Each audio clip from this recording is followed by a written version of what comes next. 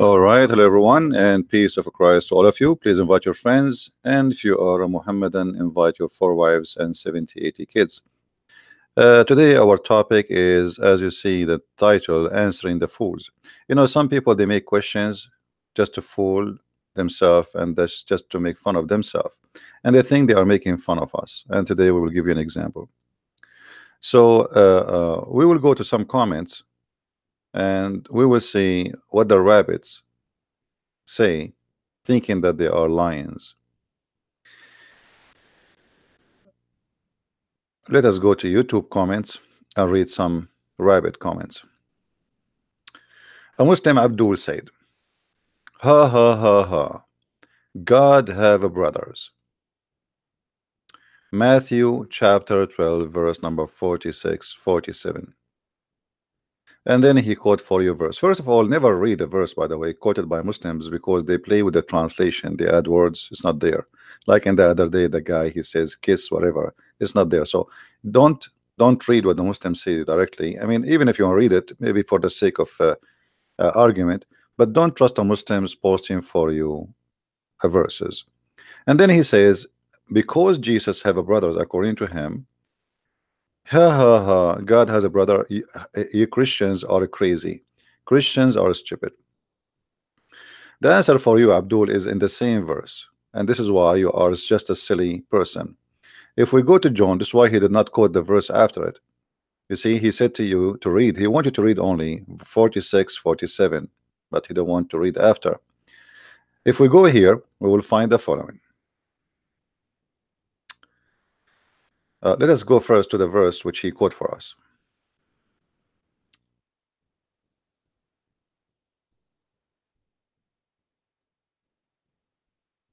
And then we will see why the Muslims he quoted only those verses, because he don't want you to read the verse after it.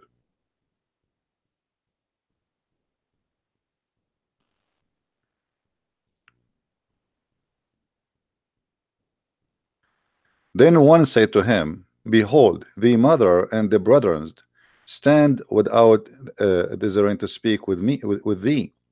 But he answered and said to him, who is my mother? Who is my brethren? And then he stretched forth and his hands, and he says to his disciples, behold, my mother and my brothers. So Jesus confirmed, my friend,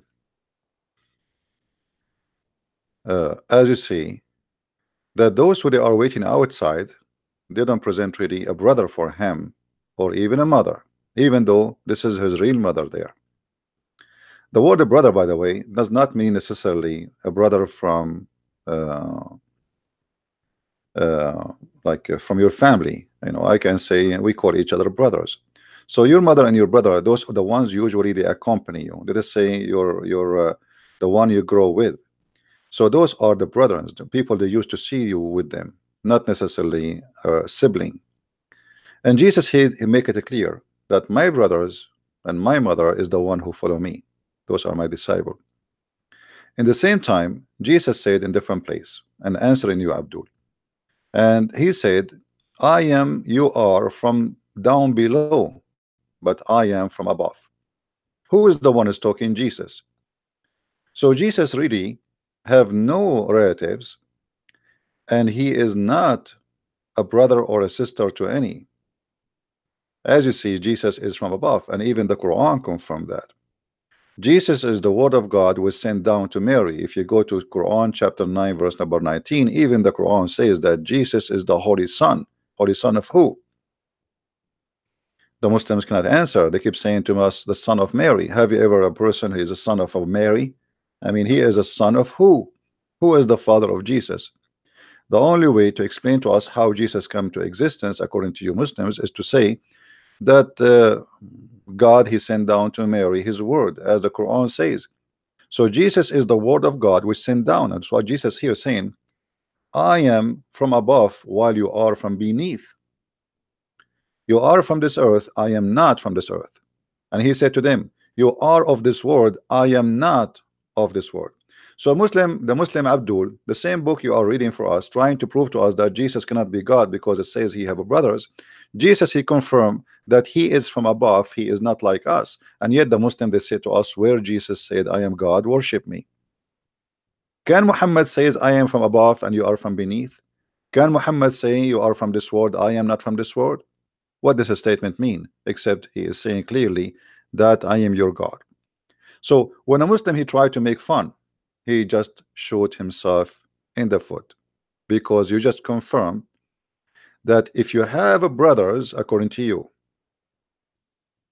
Jesus cannot be God. That's mean Jesus is God in Islam. Why? Because the Quran never mentioned even Mary that she have any husband or she is married to any man. The Quran failed to mention anything about Mary except that she is a virgin who gave birth. And the Quran and the Hadith confirm that there's only one person who was protected from shaitan. This is your prophet said, when any human being is born, shaitan touching him in both sides of the body with his two fingers, except Jesus, the son of Mary. So shaitan, he touched every born human except one. Now, if you ask the Muslims why Jesus is protected, they give you a silly answer, because Mary, she says, protect my offspring. So if Mary, she have offspring beside Jesus, that means the Quran is wrong, and that means Muhammad is a liar, because here says only one person is the one protected from shaitan.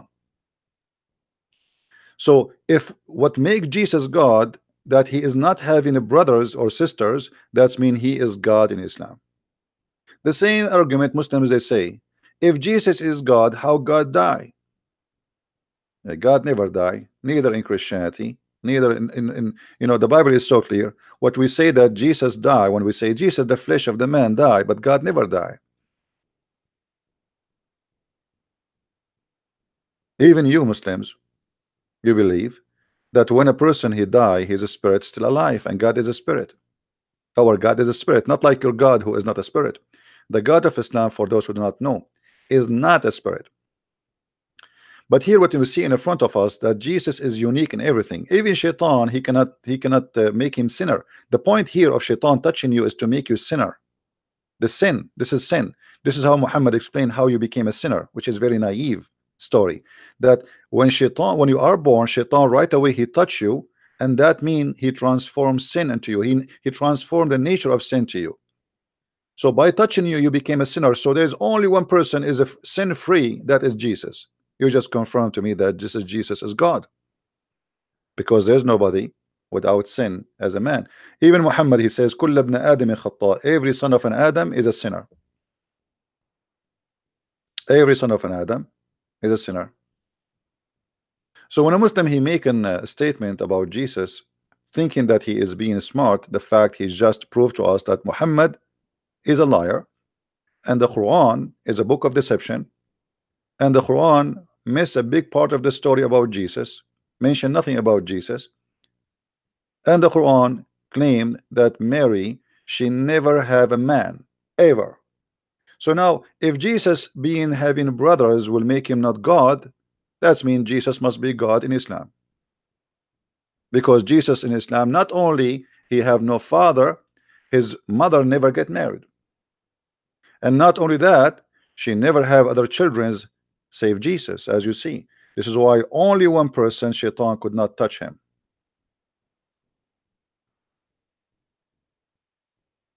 Additional to that, when a Muslim says to us, where Jesus says I am God, worship me, if we use his logic, we will find his logic its own will prove that Jesus is God. Why?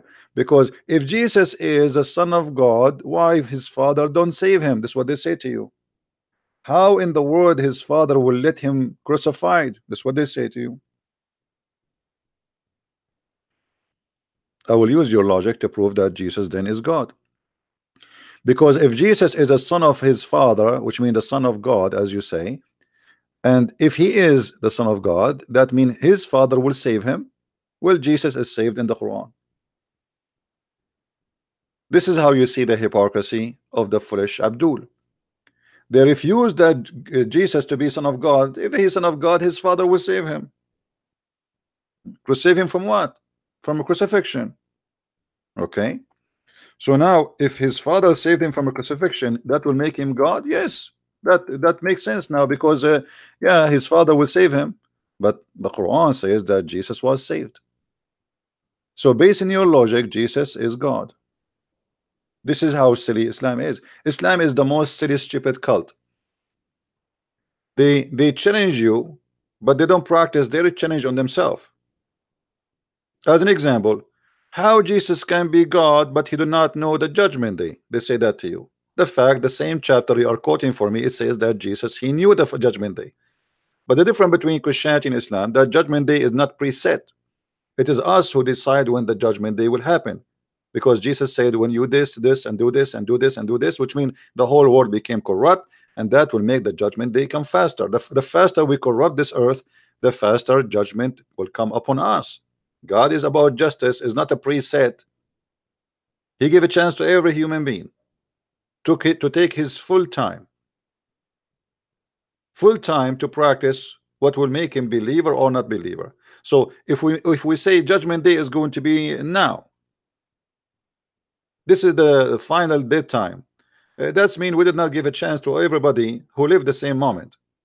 There's somebody who's just 18 years old, and there's somebody he is just 70 years old, and there's somebody he is thinking about believing in Jesus. But when everybody became corrupt, which means the majority of the world became corrupt, and those who they are that said corrupt, and which means there's two kind of people is there. There's the corrupt, and there's the one who are following Jesus. Then the judgment day, there's no between. Then the judgment day will come. So the world will become extremely corrupt, to the point those who believe in God, truly believers, are very few, and then judgment will come. This is what happened in Sodom and Gomorrah. If there is 10 believers there, God will not burn the city. So when the Muslim, they say, if Jesus is God, he should know the judgment day, that means Allah is not God too. In the Quran, in chapter of Al-Qamar, Allah, he do not know the judgment day. Can we practice the logic of Muslims on Islam?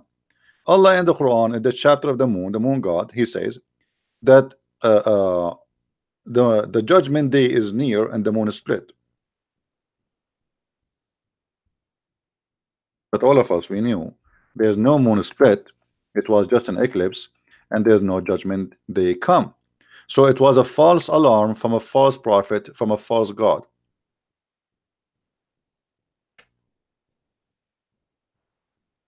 False alarm from false god, as usual.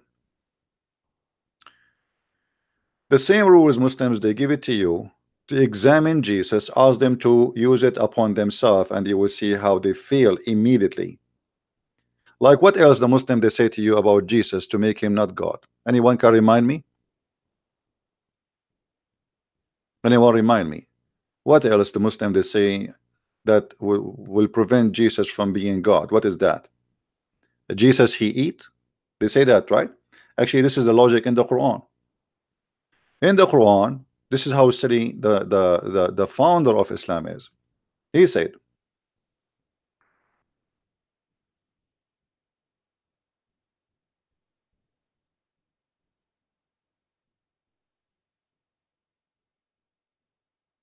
that Mary and Jesus, they used to eat food. The Messiah, the son of Mary, was no other than a messenger like whom has passed away. By the way, this is a false translation here. The translator, he put it between two brackets to cover the shame and the stupidity of the author of the Quran, because it says قَدْ خَلَتْ مِنْ قَبْلُهُ الرُّسُلُ, which mean all messengers before him, they die. The same Muhammad he used, and he said about him that all messengers before him, they die, which means Jesus did die, is not in heaven as he claimed. قَدْ خَلَتْ مِنْ قَبْلُهُ الرُّسُلُ, all messengers before him pass away, not a few. What do you mean? There was no, look how silly the stupid translation is. the like of whom had passed away before him. Doesn't say that. It says all messengers before him they pass away. And his mother was stintly women, and they both used to eat earthly food. I mean, come on, how you can believe they are God? They eat food. Here you notice that the Quran is speaking about wrong Trinity and speaking the foolishness of Muhammad, because we Christians don't believe that Mary is God. Secondly, the first miracle Mary she asked Jesus in the Bible is not a secret, that he made the water wine, right? So we know that Jesus he eat and Mary eat. So what is that? I mean, so if Jesus he eat, that will not make him God. Let us make it simple now. So the God of Islam he cannot eat. He's called Almighty, but he cannot eat, because if he eats, something wrong will happen. He will get poisoned. He will die. He might choke. He might not be able to breathe, or he might have diarrhea. I mean, how serious argument is? What does that mean? Are you saying to me that Allah he will die if he eat? If you say to me that he needs food, here we go. Jesus he fasted for 40 days. I want to see any human being fasting for 40 days. 40 days without food, without anything. He have a flesh of a human being, yes, but still he was able to fast for 40 days. Your prophet Muhammad, when he fasts for 8 hours, but during the 8 hours he suck all the juice he wanted from his wife mouse. Is that right? Look how fast, how good he's in fasting.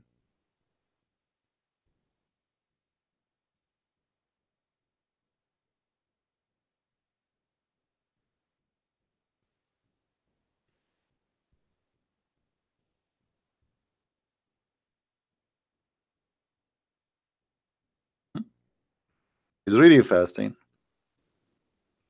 And his wife, she is proud that he have the best testicles in town. But his wife supported she's a virgin. How she knew?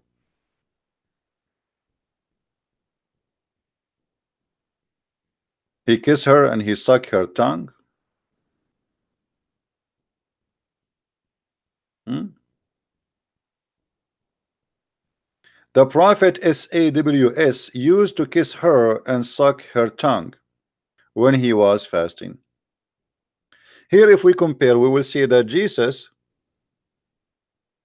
never had sex, and that's matched perfectly with his holiness. Never have a wife, and never have needs. What is the needs Jesus have really? If you say to me that Jesus he ate and that is his need, that would be kind of strange from you to say so, because Jesus he came to us in the flesh of a man, which mean he have the nature of a man, as simple as that. And the nature of the man mean that if you don't drink, you get thirsty. If you don't eat, you get hungry. As simple as that. The Spirit of Allah came to Mary in the nature of a man. Does that mean that nature it was fake nature? The Quran says no. The Quran says, and his spirit appeared to her as a full figure man.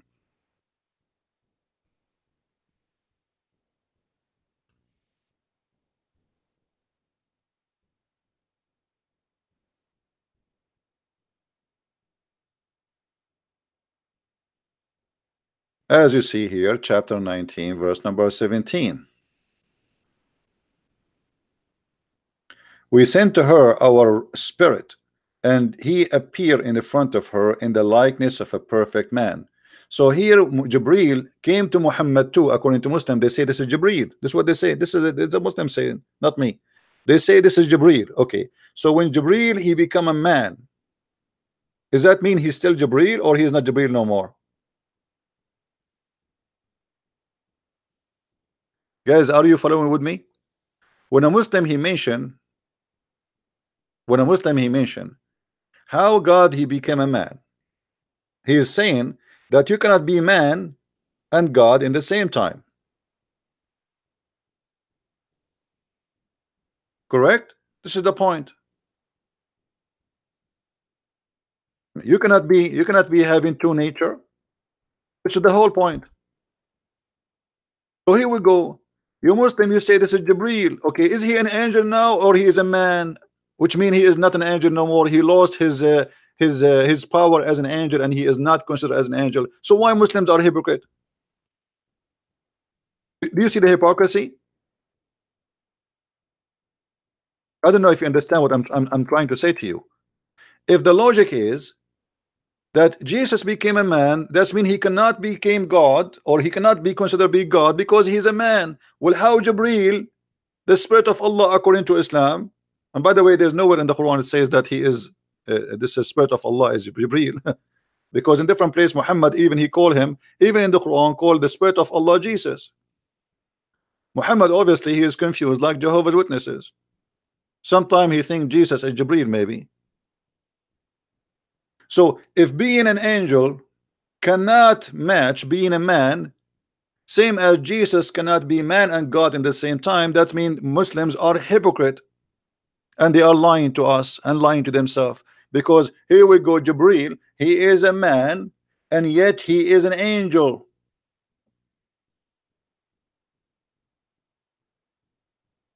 So when a Muslim he says to you how God can be a man, what you as a Christian should say to him, learn how to beat the Abduls from their cult. Don't start explaining to them from the Bible. Don't waste your time. He is not even listening. He's a Abdul. According to his prophet, Shaitan, he pissed in his ears. I can show you the reference. So don't try to explain to somebody Shaitan, he pissed in his ears. What you mean? Get him busted from his book. Are we following, people? A person who Shaitan pissed in his ears, he will not listen. And by the way, I'm not the one who said that.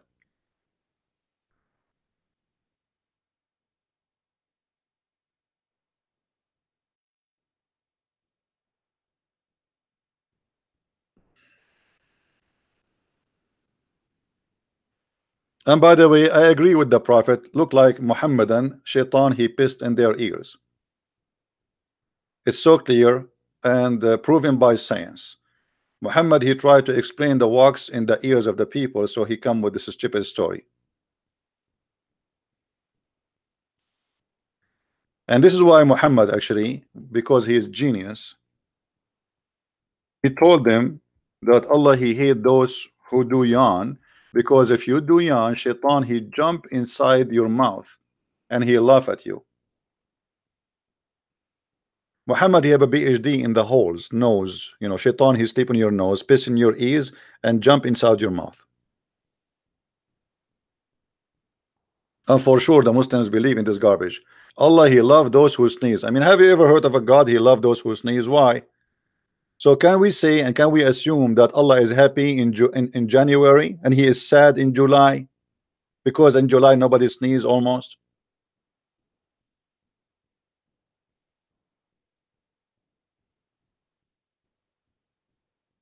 And don't do yawning, because Shaitan, he will jump inside your hole in your mouth and he will laugh at you.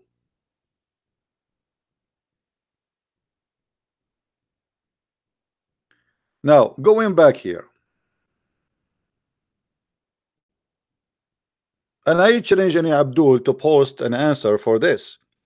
How you say you cannot be with two nature in the same time, yet you accept that the spirit of Allah and you claim this is Jibril is a man and yet it's an angel. Hypocrite, you have no dignity. You have always double standard and nothing new. This is what Islamic cult is about. Everything is double standard.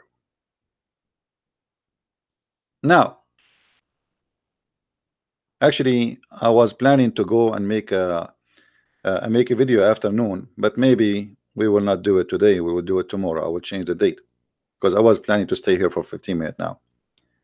Now, as long we are talking about the nature of God, do you even Muslims know the nature of your God? Until now, I ask Abduls, Muhammadan, who is your God? Is he a spirit? They say yes. I spank him. He goes search in Google. He come to me after 15 minutes. He says, I found that Allah is not a spirit. Okay, look at this. Allah is Almighty God. He is not a spirit. He is a physical being. So how Allah is God, but yet he is a physical being? Jesus is a physical being. Do you see the stupidity? If you cannot accept God to be a physical being, then how you accept Allah as God, yet he is a physical being?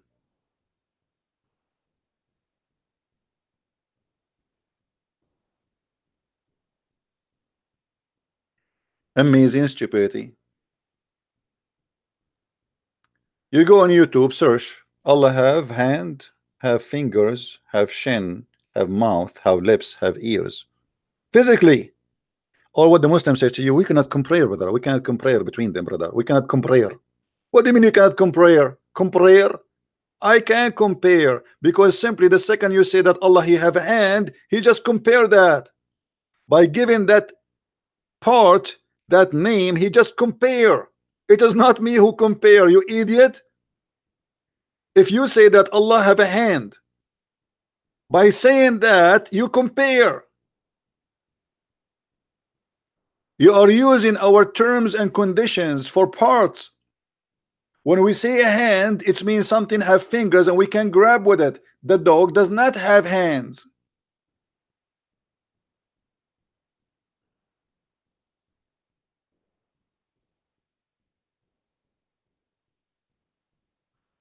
So they say to you, we cannot compare between Allah and his creation. But he did compare himself already by saying, I have a foot. Nice to meet you, Mr. Foot. You will see the sheikh in YouTube saying, and then Allah will show his magnificent, beautiful foot. Those guy. Suddenly the guy is saying his magnificent, beautiful. I mean, how you know she is beautiful? You just said we cannot compare. I mean, look the stupidity. The same video he says to you, we cannot compare between Allah and his creation, is the same video he says his magnificent, beautiful foot. So you just said to me that he's beautiful, and we have many beautiful things around us. We know what beautiful mean. Allah have a foot, but it's magnificent. But who care?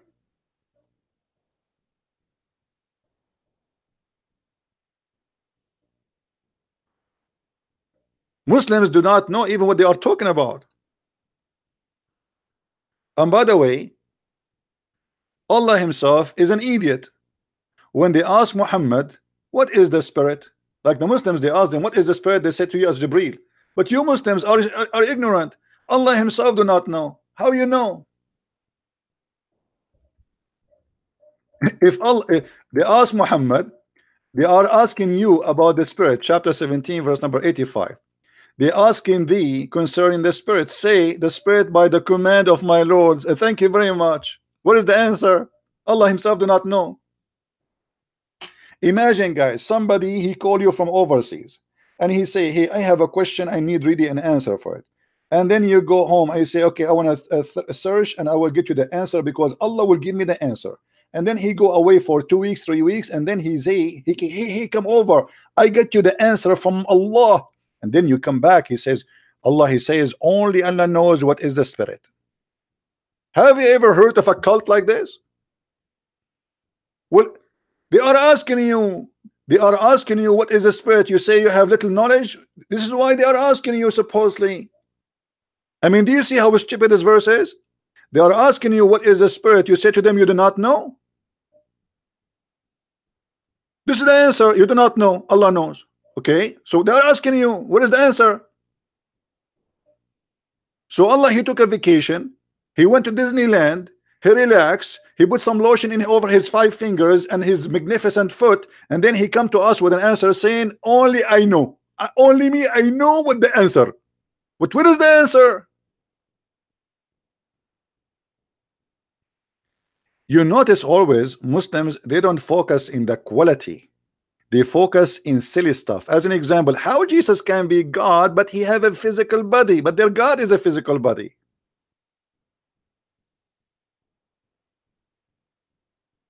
Not only is a physical body, there is 2 Allah.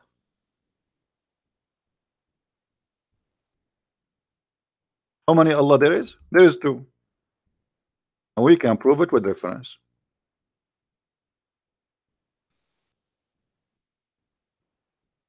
Read it. And don't tell me this is weak. This is Sahih al-Bukhari, and this is your Islamic website, and this is your translation. Nice to meet you. I know you will cry soon, and you will say, I don't accept the brother with that. I don't accept the brother. Yeah. It's not up to you to accept or not to accept. We are here to get you busted.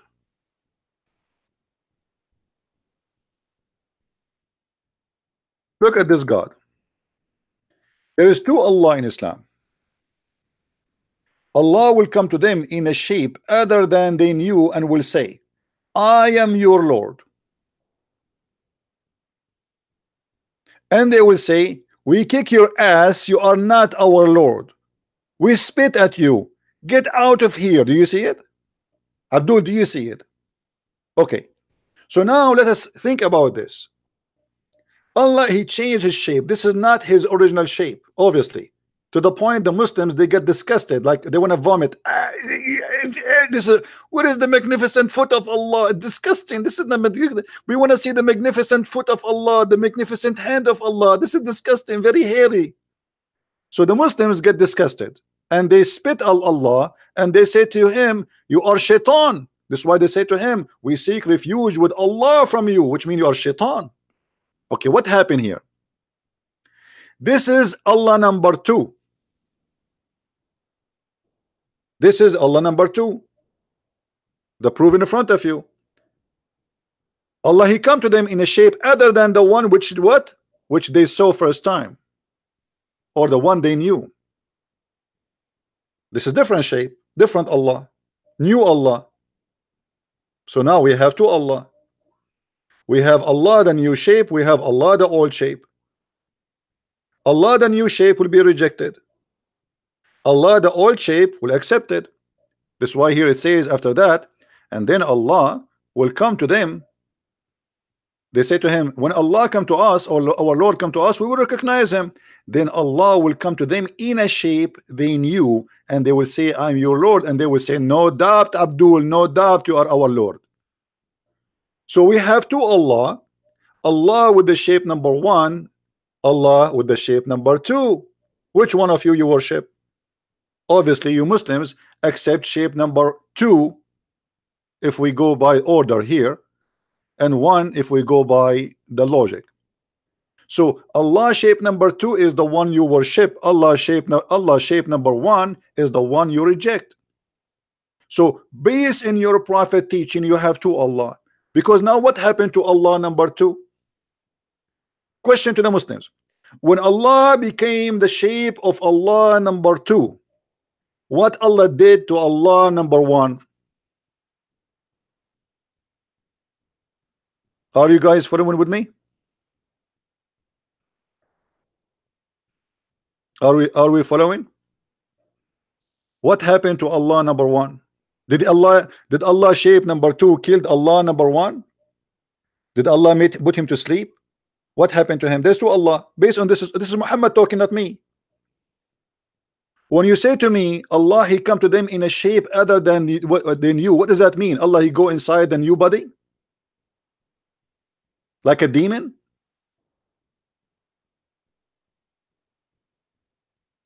So look what happened here.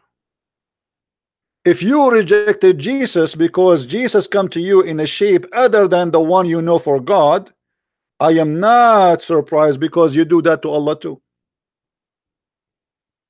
Are you getting my point? Allah, their God, he is their God. They bow down for him 5 times a day, and many fart come out, and gasoline, and disaster drama. You know, you put your head in the ass of the one before you, and the one behind you put his head in your ass. All of this, and then yet Allah, he come to them just because he changed his shape. The Muslims, they spit at him, and they say to him, you are not our Allah. And then Allah, he go home. I came to them in a shape they don't like me. I have to go back now to the old shape. So Allah now, he go back to the old shape and he come to them. how silly, how stupid the story is. And what the point of this story? Anyone can tell me what is the point? Let me explain to you how stupid the story is. If Muhammad telling us from now what we will say, Muhammad is telling us now what we will say. He told us 1400 years ago. So what the point of this story? There's no surprise. If this is hide and seek, Muhammad, he burned the surprise. If the point is Allah will come to them in a shape which they will examine, he will examine their belief if they will worship someone else. Will you burn the surprise? They knew that Allah will come to them in the shape. So now why I want to say to Allah, you are not our Allah, if Muhammad said to me already that this is Allah but he have a new shape? Do you understand, guys, what I'm saying? Why a Muslim, after he read this story, why he will reject Allah if he come to him with a new shape? Muhammad, he just told him he will come to you in a new shape.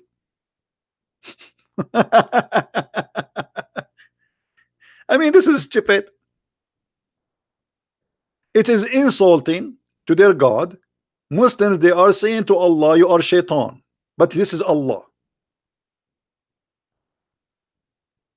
Is that a sin, brother?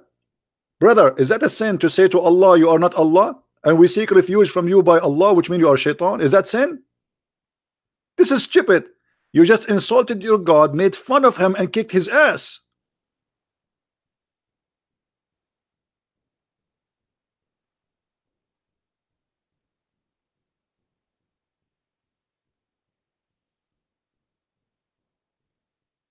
So the Muslims, Abduls, they are very confused about this God. They do not know who is he. If we ask a Muslim what Allah mean, they do not know. What the meaning of the word Allah, they do not know. You see articles saying to you mean the creator. Big false lie. There's nowhere in Arabic it says Allah mean the creator. First of all, this is not an Arabic word. Second of all, it is not Allah. It is Allah, which means God lah, moon God. Third of all, you Muslims are so confused about his nature to the point you do not know who's he. Oh, what you know, he's a physical being, he have no spirit. Third of all, the verses and the hadith in front of us says that you Muslims, you will see Allah. How you can see Allah if nobody can see Allah? And how Allah will come in a shape other than the one you know, as Muhammad saying, that's mean you know Allah's shape. Who is the Muslim can draw a picture for us for Allah? As long you know it, guys. Does it say that? Read with me. Muhammad said Allah will come to them in a shape other than they know. What the shape you know? Either Muhammad is making fun of you, or you have to tell me what the shape you know.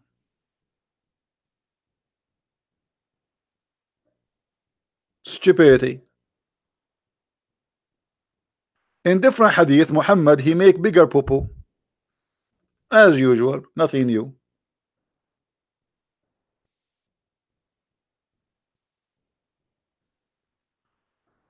In the translation, they say that Allah will come to them in the nearest pictures that they know. The Arabic doesn't say that. The Arabic, it says He come to them in the picture which they saw first time.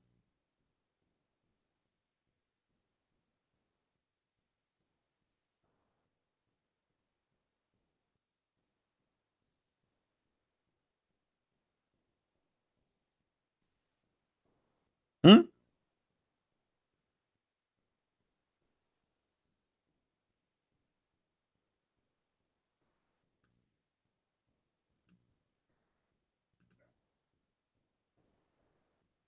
Read carefully with me.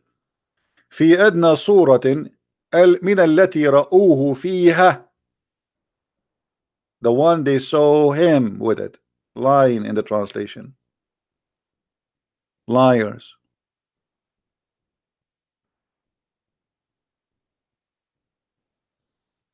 This is why I say always you cannot trust a Muslim translation in anything. So look at this. The Muslims, he is trying to question Jesus about his nature, but he cannot question his equality. He's just a question silly stuff. Jesus, he eat food. Jesus is hungry. Jesus sleep. Allah is always asleep. Allah never wake up. Prove it that he is up. I challenge a Muslim to prove to me that Allah is up. There is no way Allah was up ever, and he says that women's sperm coming from their necklace location. That's not only a guy or a god who is asleep. This is a god who is high with the drugs. Your God, he think the sun set in murky water. He do not know how the birds are created. He knew. I do not know how. He do not know even how birds fly. I mean, this is God. Let us focus in the quality of Jesus and the quality of Allah. The quality of Allah. What is the quality of Allah? Number one quality is stupid, and we can prove it from the first verse in the Quran. If Allah not stupid, he will not say in the name of Allah. You are Allah. If Allah not stupid, he will not say praise be to Allah. You are Allah. You see the Muslim, they say to you, this is a prayer. No, this is not a prayer. This is Allah talking. He did not say to you there, pray like this. Did he? Did he give you this chapter saying pray like this? No. So the quality of Allah, number one quality is a stupidity, and a stupidity is a wide range of stupidity. Science stupidity, history stupidity, names, even Allah cannot quote a name correctly. Isa, who is Isa?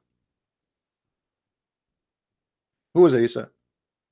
One verse in the Quran he called Ibrahim Ibrahim, and one verse he called it Abraham. Which one of them? I mean, what, he changed his tongue? Israel. Who is Israel?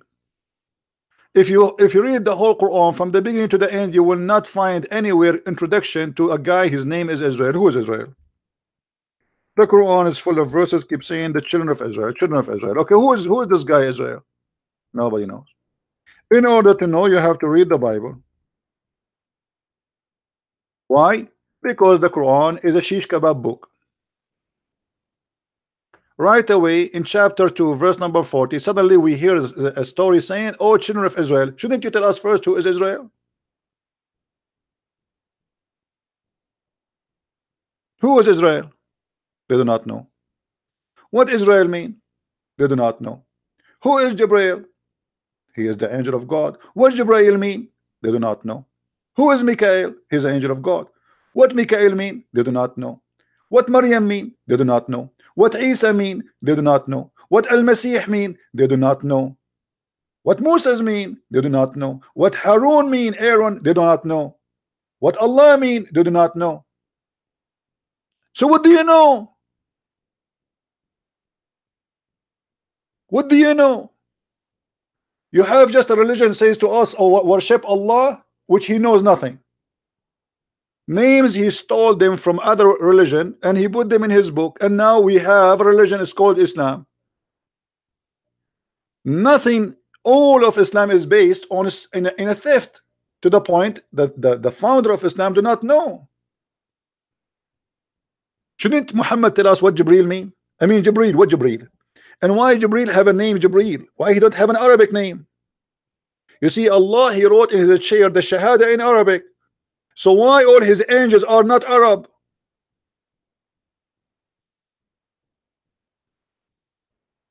Guys, do you understand what I'm saying? Do you remember the story of Adam? When Adam he sneezed, Allah he says to him, bless you. And then Adam he says, Alhamdulillah. Adam he speak Arabic.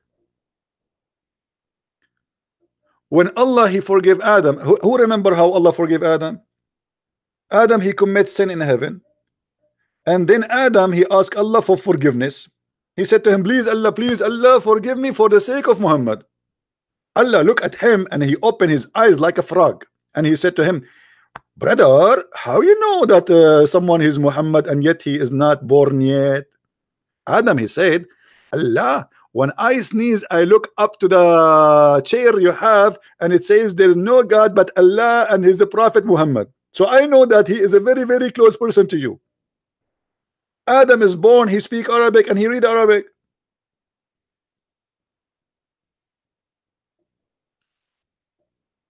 So why Allah angels, all of them, they are not Arab and they have no Arabic names? Jibreel, Mikael, Israfil. The names, by the way, all of them prove Allah to be a thief. 99 names of Allah, none of them is ill for God. So where is ill coming from? Huh? Israel. You see ill at the end? The thief Muhammad do not know that those are not one word. This is two words. This is actually a sentence. It's not even a name. The same as Ishmael, the same as Abraham, the same as Musa, the same as, you know, all of them, they are not really a name. It's a presentation, it's a statement.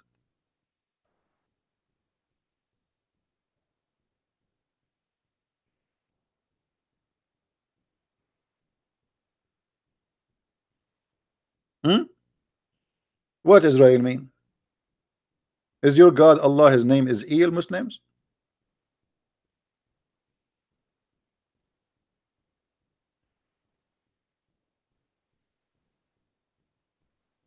They do not know.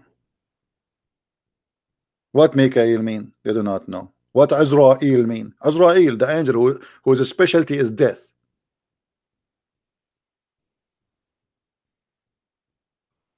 And by the way, the one thing I like about the angel of death in Islam, that he is weak. The Muslim, they make fun of the Bible speaking about that Jacob, he struggled with God, but they don't read this.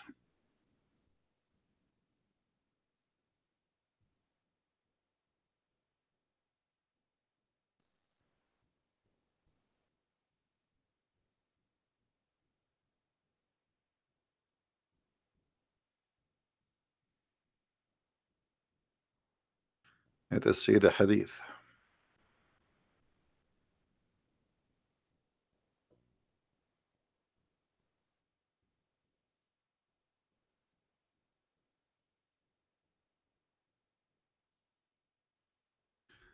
All right.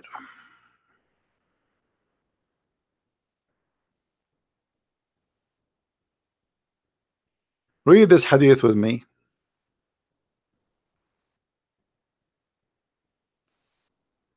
And learn how to live longer.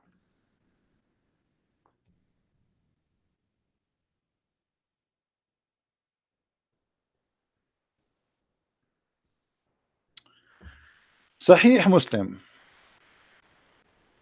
Abu Huraira, the father of the cats, reported that the angel of death was sent to Moses. Sent to him to do what? To take his life from him. All right? To inform him that his Lord summons when he come. Moses boxed him. And his eyes was knocked out. The angel of death came back to Allah and he sent to him, hold on, I need to explain the story in better way. Excuse me, you might not understand my English, so I have to switch to Urdu. Brother and sister, the prophet said that Allah Almighty, he sent his angel Israel to take the soul of a prophet put upon him, Musa. And when the angel arrived to Musa, he had a black belt, and he started boxing him like and the poor angel, he have no match. He is no match to Musa because Musa is very well trained. He went to the Kudi, he went to the training center. He have a black belt, he have yellow belt, he have all kind of the belt, but he don't have underwear. And the brother and the Jibreel, he was there watching. It was like a match between two maths. And then the angel, after he lost the fight with Musa, he went back to Allah and he said to him, you send me to a slave of Allah who don't want to die. Look what he did to me. And brother, here you see the miracle. Allah, he fixed the eyes of the angel Israel, and he put it back, and he fixed his wings because he broke his wing too, and now he cannot fly. I mean, isn't it obvious this is a true story? You sent me to a servant who don't want to die. Allah restored his eyes back. in the proper place. So if you ask me when you are going to die, Christian Prince, I will say to you it's going to take long time before I die based on this, because I have a black belt, I have shish kebab belt, I have all. I will go to the store right now, buy all the belts of boxing. Why Muhammad Ali he die? I mean, who is better in boxing from this guy, this fool who converted to Islam? Box the angel of death. Do what Moses did.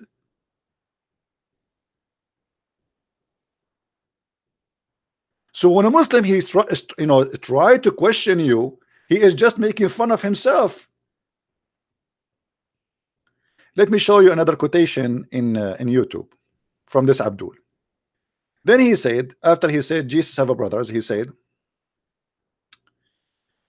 the God of the Bible gave David his master wives. The God of the Bible gave David his master wives. The verse there, my friend Abdul Potato, it says that God saying to David, I gave you all the kingdom of Israel. Read it. Even you posted, you idiot. Which means all the glory of the kings before you, you've been given. But David never have any of those wives for his own. So you have now the control of everything. His kingdom, his throne, all of Israel is yours. And I will even give you more. However, did your prophet says that Allah will give him the wives of other men? You see, you are the one who brought that yourself. Your prophet says that Allah, he promised him to have women, which is really, really crazy to wish to have. Muhammad, he claimed that in the heaven of Allah, he is going to have sex with those following women. Allah will marry him to marry the mother of Jesus. God gave women to David. Look at your sick prophet. Women who pass away long before him, still he will sleep with them. Who are they? Listen carefully. Those are the list of women Muhammad he will sleep with them in heaven, and some of them he slept with them already. Is it sufficient for you among the women of mankind or Maryam? Muhammad, he claimed he is going to have sex with Maryam. This is how filthy crazy he is. Yes, he is. And then Khadija, his first wife, and then Fatima, his daughter. Muhammad will have sex with his Fatima. Now the Muslim, they say, hold on. It doesn't say he will have sex. What do you mean it doesn't say? It says, isn't it sufficient for you women? And he count the women, and those women, they will sleep with him. Maryam and Khadija and Asiya, the wife of the Pharaoh, and Fatima. Why Fatima is there? Is Fatima owned by Muhammad? So look at this. Actually, if you have my book Sex and Allah, you will see Muhammad, he says to his wife Khadija in the bed of death, he said to her, send my greeting to my wives in heaven. Send what? Send my greeting to my wives in heaven. She said to him, Muhammad, did you marry women before me? He said, no, but those are women Allah promised to marry me in heaven.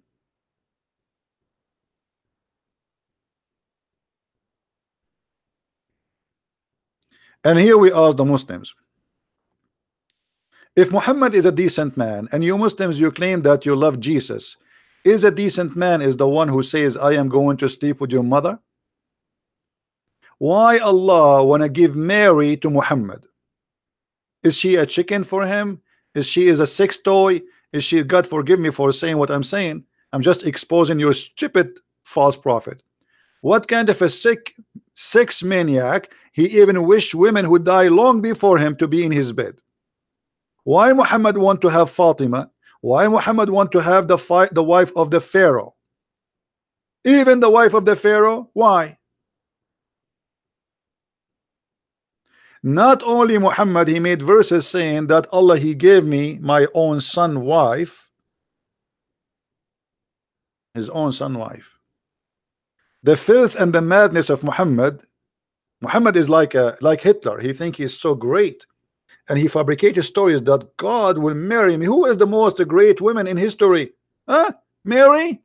Allah will marry me, Mary. Mary, she will be in my bed. Fatima, she will be in my bed. Asiya will be in my bed. The wife of Pharaoh will be in my bed. That is a sign of sickness and illness. Isn't it enough for Muhammad, the women who have already? And look, the Prophet said, sufficient for you, women. Sufficient for you. Who are you?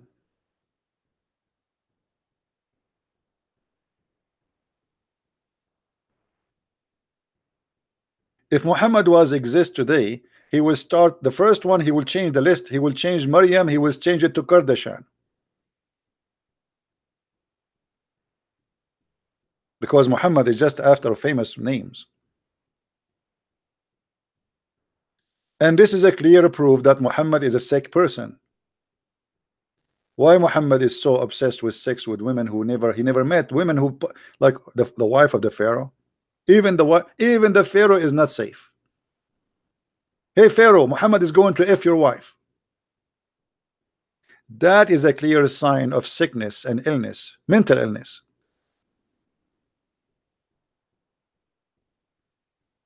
Right?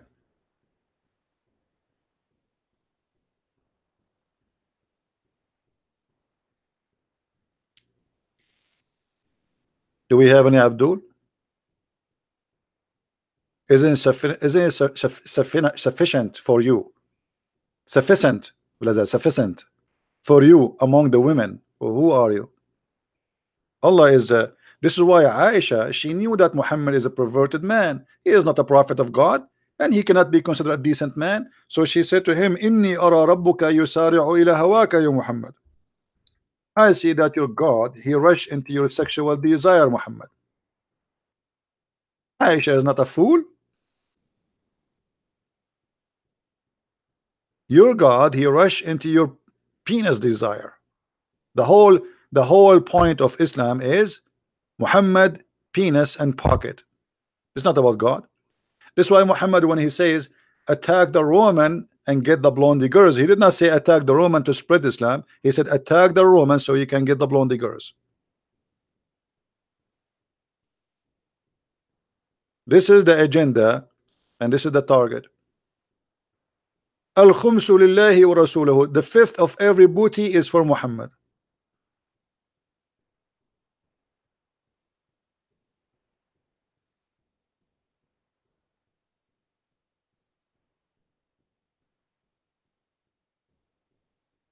Aisha is not a fool.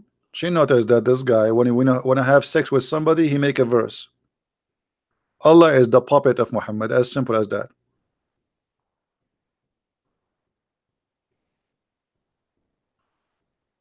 What else? All of Islam is based on the booty.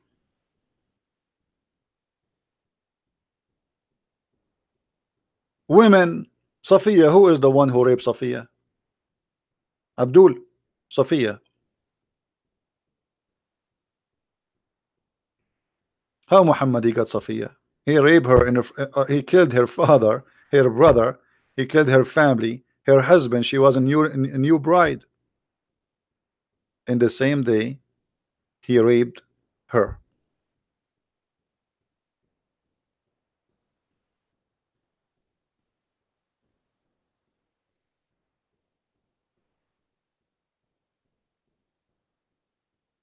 Do we have any Muslim here? So to make it simple today for our topic, Muslims, they try to make Jesus look like he don't have the qualification to be God. But the qualification of God is about Almighty God. He can do whatever he wish. Allah don't have the qualification. The only qualification Allah he have is a stupid statement he say here and there, where he claimed that the sun set in the murky water, where he says that the person, the human being, was a sperm, and then the sperm became a congealed blood. That is a qualification of Allah, which means he's being a fool. When Jesus he speak, he is a very extremely wise. He is sin free. Even Quran chapter 19 verse 19, it says clearly that he is a holy son. Holy son of who? Holy son of who? Muslims don't have answers. Jesus is the holy son of who? Mary? Isn't it the Quran forbid you from calling people by their mothers? You call them only by their father?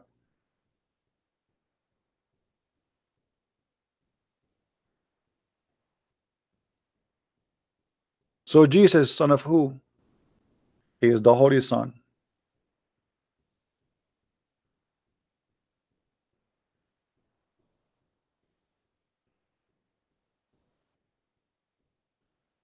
He is the holy son. He is holy. He is sin free. The qualification of Jesus, he is holy. He is the word of God. Go and watch the video we made where it says that Muhammad, he says, he called Jesus Ya Ruhullah, oh the spirit of Allah. Only Jesus have such a title. He is the spirit of Allah. If the Muslim they say to us that Adam is the same as Jesus, and we made a video about it, you can go and watch it a few days ago. That will be stupid because Jesus is not the same as Adam in any way, even in the Quran. Adam was created from mud, Jesus is not. Adam is not the word of God, Jesus is the word of God. Adam was not created by B, and he was, neither Jesus created by B, and he was in Quran. Stupid book, foolish God.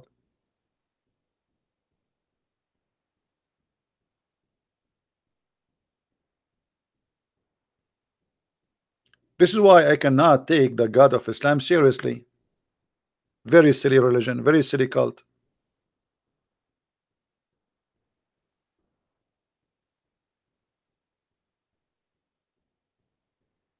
Do we have any Muslim? Any Muslim can tell us why even Allah he think as an example that the Samari he was exist in the time of Moses? Anyone can tell us why Allah he think that Mary she is the sister of Aaron? Anyone can tell us why Mary she have the same name of the father of Aaron? Yeah, because he think they are brothers and sisters. Huh? How many of you so did that making fun of the Bible because the Bible says that God he created the sun in the fourth day? How many of you so did that doing that? Idiot, stupid. This is what his prophet said.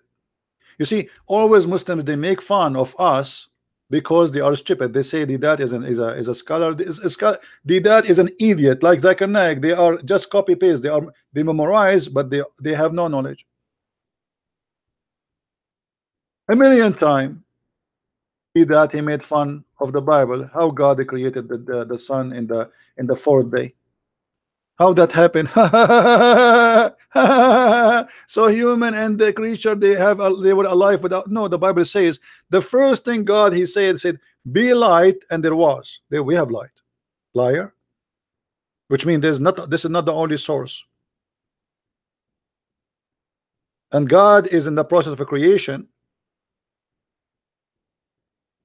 And yet you're a prophet, he copied from the Bible, and you make fun of the Bible, which means you are making fun of your prophet. So now every video that he made fun of the Bible says that God created the sun in the fourth day as he claimed.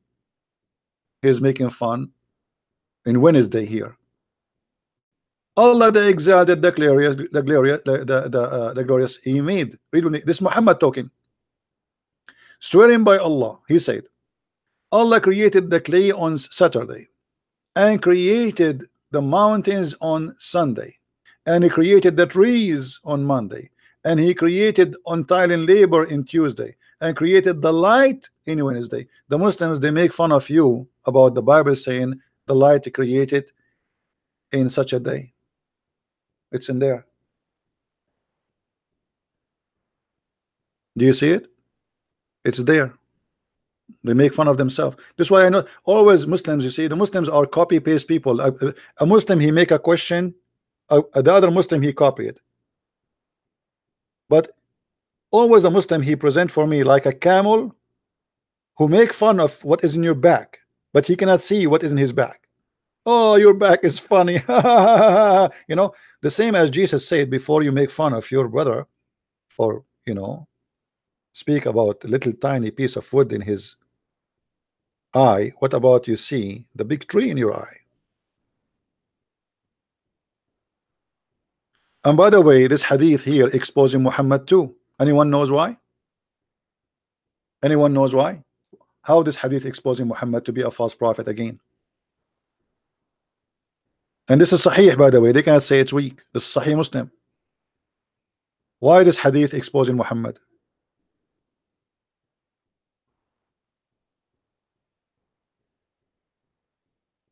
Who knows? Who noticed here something wrong in this story here, showing us the foolishness of Muhammad? No, forget about the creation. I mean, but look how many days.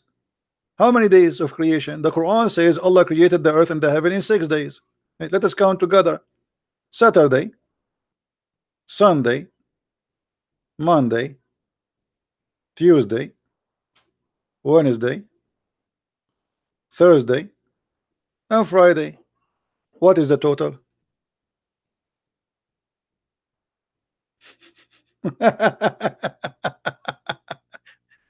How the Quran says Allah created the earth and the heaven in 6 days, and here we have 7.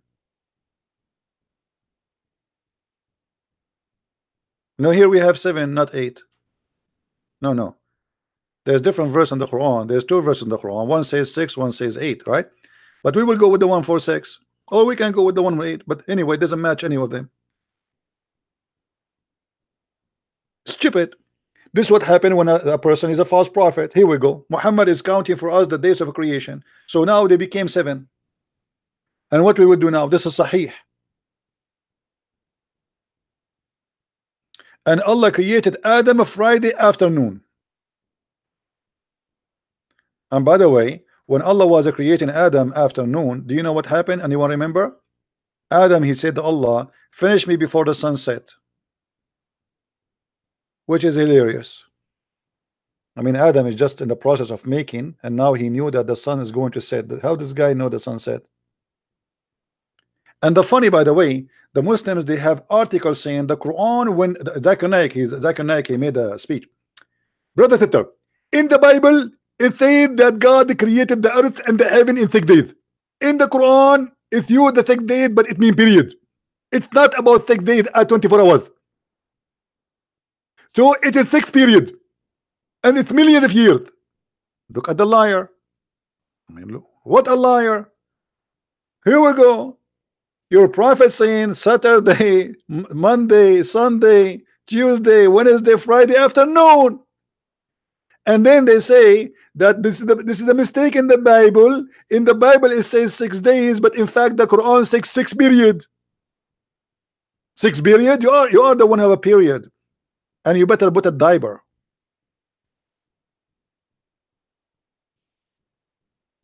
And even here it says, i.e. afternoon and night. Afternoon. And they say this is 6 days in Islam, brother, is equal to millions of years, brother. You see this? You see how they compromise their cult? For they are cult followers. They change the meaning of their cult just to make it match with the claim of science. They have no dignity.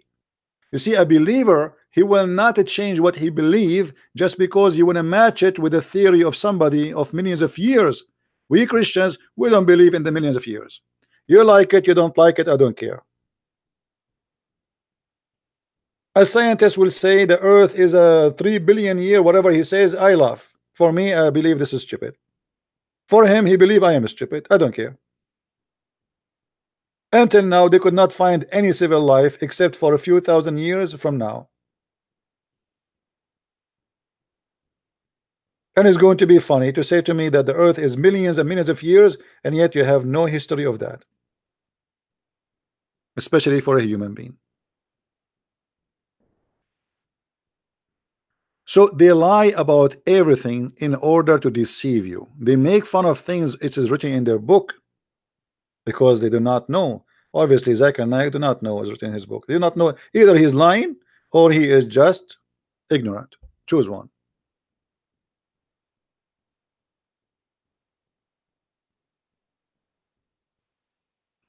If you are a Muslim and you wanna debate me, my friend, you can do that. Just post in my Facebook page that I want to debate you. We click at your Facebook page. We have to see, verify that you are qualified to debate me, which means you have to be a person. Either you are a person who is very well known between the Muslims, that you are doing da'wah to bring people to Islam, or you are a sheikh with long beard. Short beard is okay. We accept all sizes. I know that in Islam size does matter, but we accept. But we don't want to waste our time with speaking to kids, because to be honest with you, debating a kid is like being foolish. Kids, I mean, what, they do not even know what they are worshiping. So we will debate about what, right? So any Muslim, he wanna debate me, feel free. You can go and post in my page in Minds. Post your page in Skype. Sorry, in Minds. Tell me this is my page. Or you can go to my page in Facebook and tell me, here we go, I want to challenge you. Post there. I click at your Facebook, that will be easier. We verify who you are, that you are a person who is worthy of debate, and I will be happy, and I will ask you for, you know, when you post in the our reply to you says give me your Skype. Actually, you can, don't waste your time, just give your Skype. If you are worthy of debate, I will be happy to debate you. All right.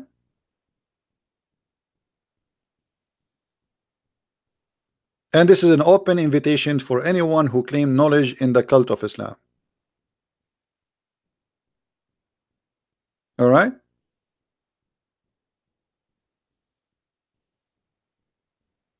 No, because my Skype became a crazy. I mean, I open Skype is like I get every day, and there's many people, they are silly. I mean, hi, hello, how are you? I mean, it's endless. So we will not do that no more. Anyone want to debate us, you are welcome. You have to be qualified, a sheikh, an imam in a mosque, a person who is doing, let us say, da'wah. He have a lot of people, he make videos, etc. He claim to have knowledge, that will be fine for us. Soldier of justice debate you about what? Soldier of justice, what do you know about what is your knowledge? Give us your Facebook, soldier of justice. Text me in Facebook. Let me check you out to see your size. And as I said, everybody is welcome. I say and I repeat, Islam is the most silly, stupid cult ever you can meet in your way. Muhammad, he got himself busted all over. He claimed knowledge, but in fact he is a fool. Muhammad is a doctor. Muhammad, he knows astronomy. Muhammad, he knew biology. Muhammad, he knew geography. Muhammad, he knew history. But all of those prove Muhammad to be a false prophet, him and his God, both together. Have you ever heard of a prophet saying whoever comes first, the baby will resemble the father or the mother?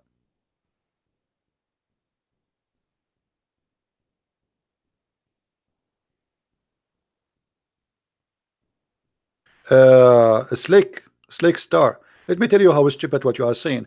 I have my Skype open for the last 2-3 years, and you potatoes don't dare to call me, and now you are saying to me open your Skype, you coward. 3 years I have tons of videos answering Muslims, and you will not waste a time, you idiot. You are in the internet just the same as you are posting here. Post it in Facebook. Let us see who you are, so we can laugh. Because you see, when you post in Facebook, we will make you famous. We will make you famous. You cannot get away with it. After you get busted, everybody will laugh at you. And I love to make you famous. And this is what you are scared from.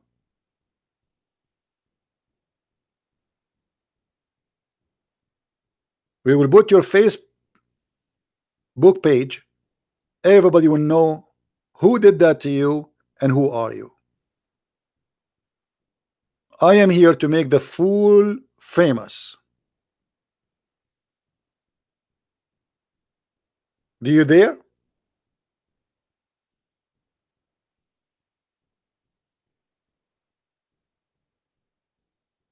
Any Abdul?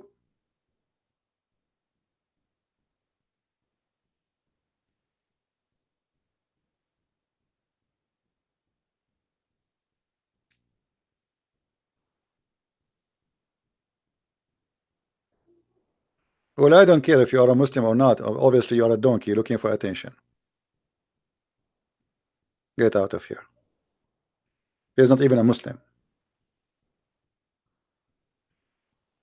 If you want to hear me talking to Muslim kids, I have 1,000 of videos Muslims calling me. Go to mommy. Don't forget to get some milk.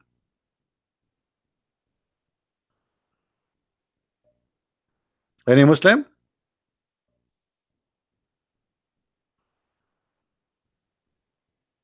Any Muslim have the courage? Who is a Muslim have the courage? We want to make you famous. Anyway, we will leave that challenge open to any Muslim. You know, we challenge all those kids who claim to have knowledge, like Mimi Hijab and his nurse Ali Dawa and Samshi, and you know, and none of the coward dare even to say hi. And my videos all over. All of them, they want to debate David Wood. Yeah, and they want to debate about the Trinity. All of them, because they are cowards. Zakir Naik, you don't dare. Nu'man Khan, you don't dare. Potatoes. I cannot give you a better title.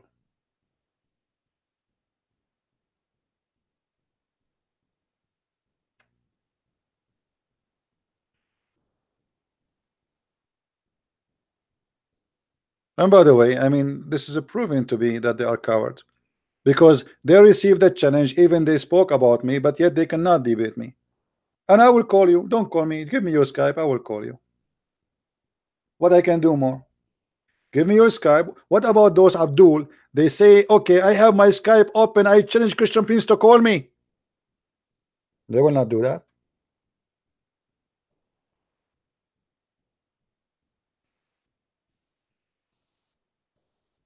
Right? Anyway, we will not keep you long here. Please don't forget to download the video. And if you have orgasm in the coming future, soon future, don't forget, if your wife is better look than you better, my friend, to let her come before you, because the prophet Dr. Muhammad, he is the best to know what will happen next. You better not to have orgasm first, otherwise your son will look like you, and that means if you are ugly, your son will look ugly. If you want to have a beautiful daughter, she look like your wife, if she is beautiful, then let your wife have orgasm first, and Dr. Muhammad, who is specialized in orgasm, give us an advice. I mean, this is alone is a proof to me that Muhammad is a prophet of God. Do I need to read more books? And by the way, is that Sahih or this is weak? Sahih. So what we will do now? It is Sahih.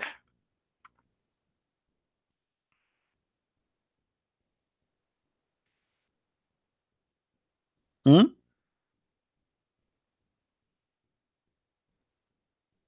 It is Sahih.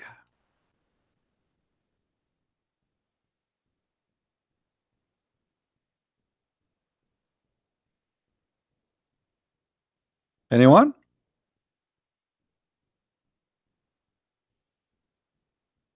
You know, the funny, the Muslims, they say to me, you are a liar, but nobody is calling Muhammad a liar. I mean, look at you.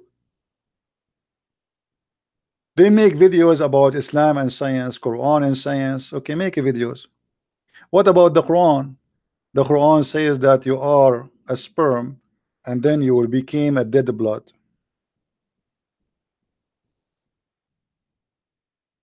Is that true? Brother, is that true?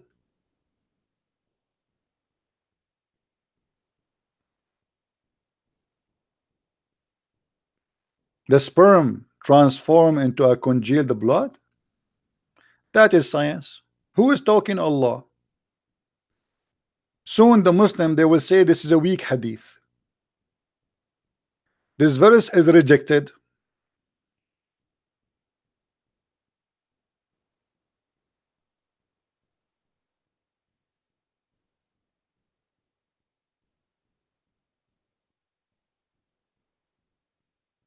Any Muslim? According to science, the first thing you are a sperm, and then the second thing you became a congealed blood,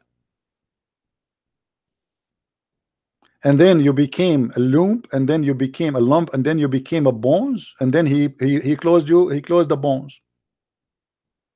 Is that science? The Muslims they have tons of article trying to fool you about science in the Quran.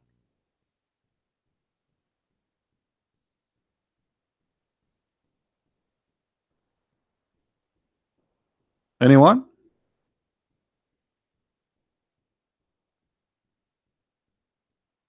This is science? Hmm.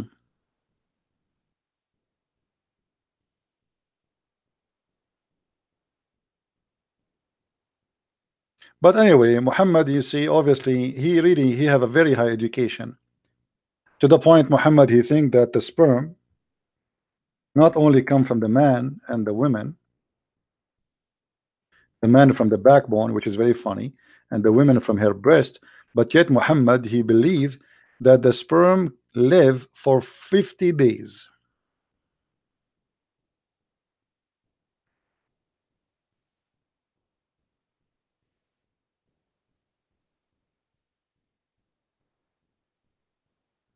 Which one is lying? The doctors or Muhammad?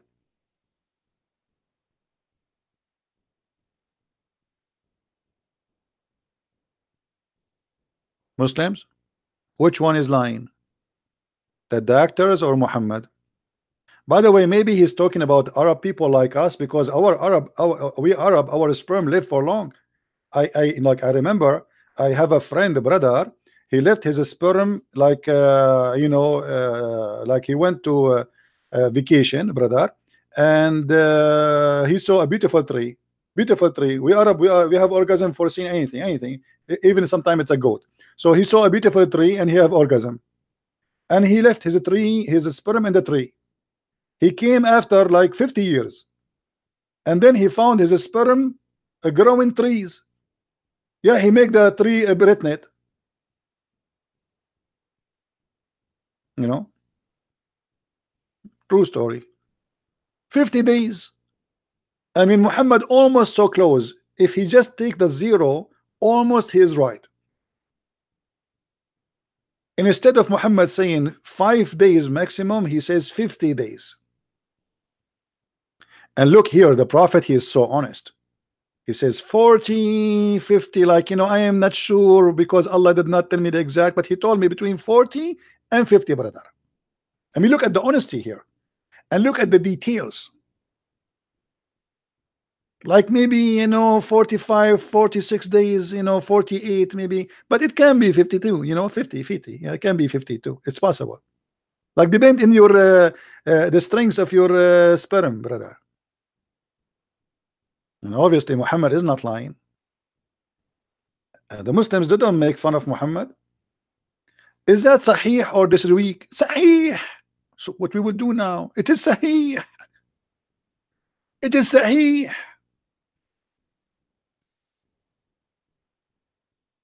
And the funny, according to Muhammad, the last stage in the creation of the baby is male or female. The last thing at the end, like Allah now, the angel, he asked Allah, make a nose here or make a hole. The last thing, make a vagina or make a penis. But according to science, this is the first. This is decided even when it is a sperm. This is not the last stage. According to Muhammad, this is the last thing. Allah, what do you want me Allah to do now? Make it a male or a female? And by the way, why the angel is the one is asking Allah male or female? He is the one who's creating the baby, or Allah? So look like Allah, he sent the angel inside the vagina of the woman, and he's working inside. Like, okay, now we cook him. Now we cook the sperm, brother, and we make it. We will keep the sperm going in a trip journey Disneyland for 50 days, and after that we make it a congealed blood.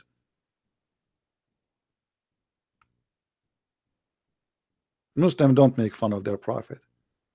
They say he is the truthful and he is telling the truth.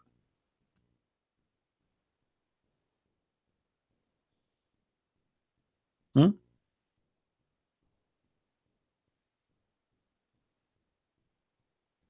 Any Abdul?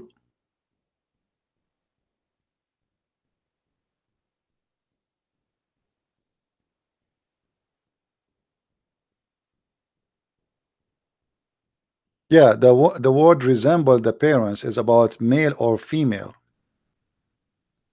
The Muslim, they might try to say to you it doesn't say that, but it's about a male and female. We can prove it. Actually, I have a video about it. You can go and watch it.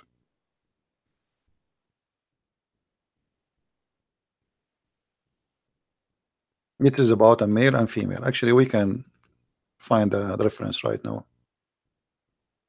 But remember, always in the Islamic translation, they try to fool you. Here, for those who speak Arabic, they can read with me. It says, فإذا اجتمع مني الرجل مني المرأة أذكر فعلى مني الرجل مني المرأة أذكر بإذن الله وإذا على مني المرأة مني الرجل أنثى بإذن الله. Translation: if the man have orgasm first, the baby will be male. If the women have orgasm first, the baby will be a female. I will take this. Let me open Google Translation. Give me a second.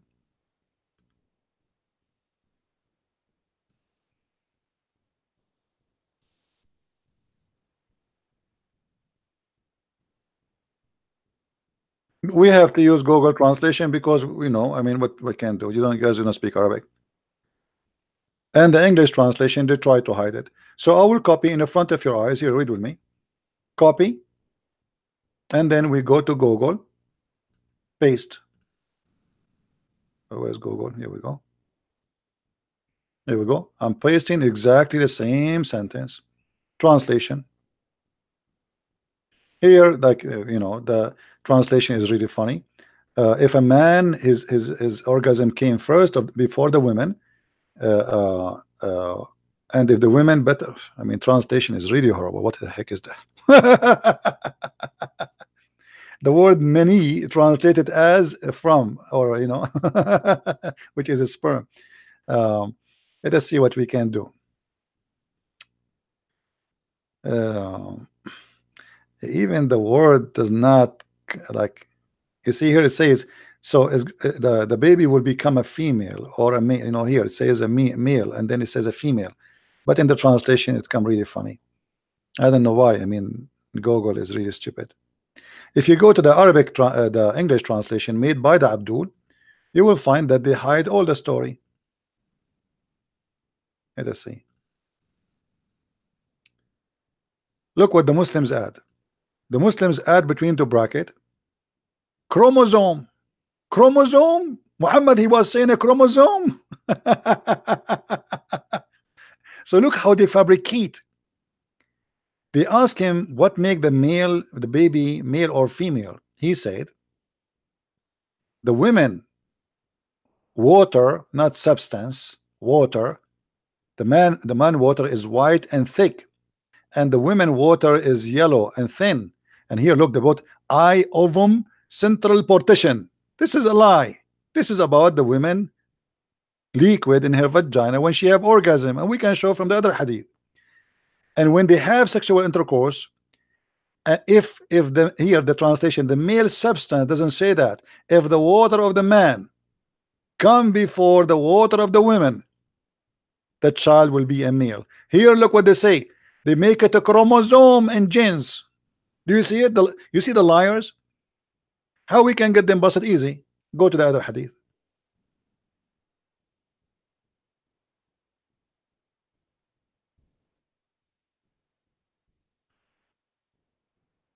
Just to show you how we can get them busted. Other hadith translated by them.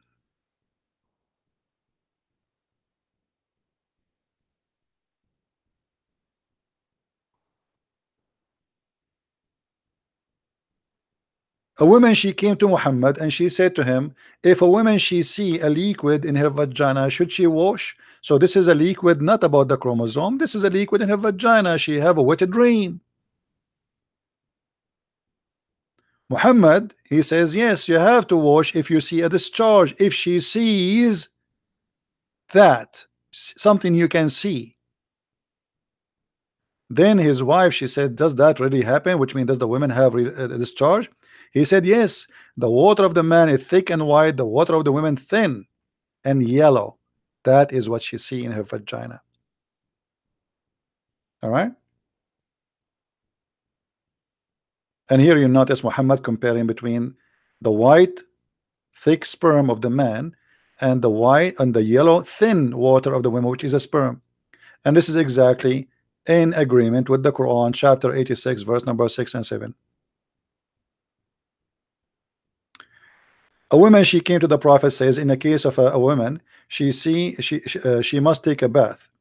So Salim said, I was, etc. You know, blah blah blah blah. You know, she saw a wet dream. Look what he said to her. He says, well, otherwise, how can a child resemble her? The man discharge, i.e., sperm, is thick, and the women discharge is yellow. Do you see it says discharge? The one who asked me, do you see it says discharge? This is discharge, not a chromosome. So Muhammad, he claimed the one who decide the gender is the one who discharge first, and he described them. So when the Muslims in the other translation, they try to fabricate a translation and add a chromosome, they are trying to hide the shame and the stupidity of their prophet.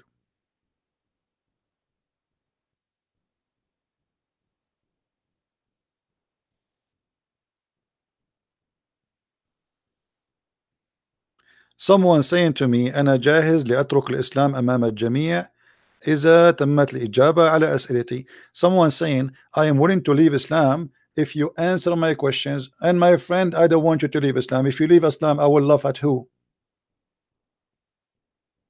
What I will do then?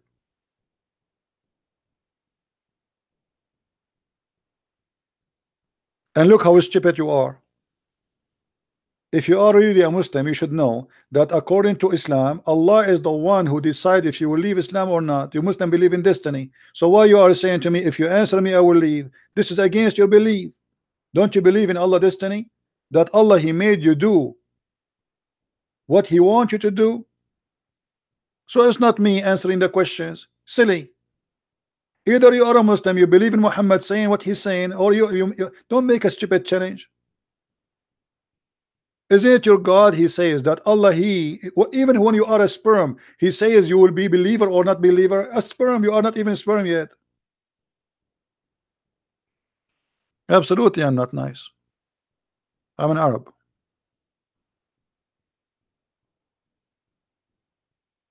Once I was nice. Once upon the time I was nice. I went to the doctor to check why. I told the doctor, like, "Hey, listen, I am an Arab, and I don't know. Yesterday I was nice." The doctor, he says, like, that's strange. And what do you feel? I said, I feel like so nice. He said, this is really even more dangerous. He said, should we do like a scan for you? I said, I don't know.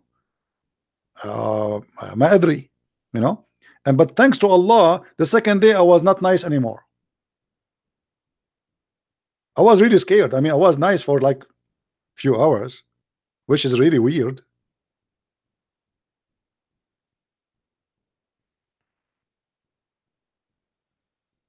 Anyone? According to Islam, Allah, He made you bad or good before He created you. Actually, the hadith we were reading a second ago, it was saying that. Read with me.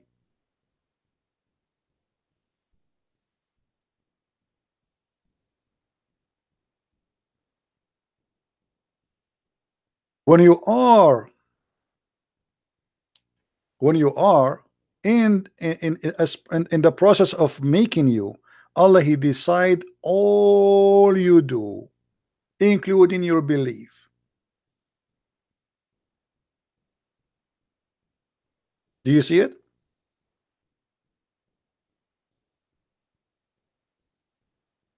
And this is why Muhammad, he says, a person, he might do the work of people of hellfire until there's a distance of 1 cubit between him and hellfire, and then what is written by Allah will take over and he will go to heaven. Do you see it?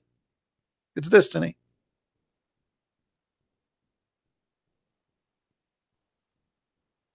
It is destiny.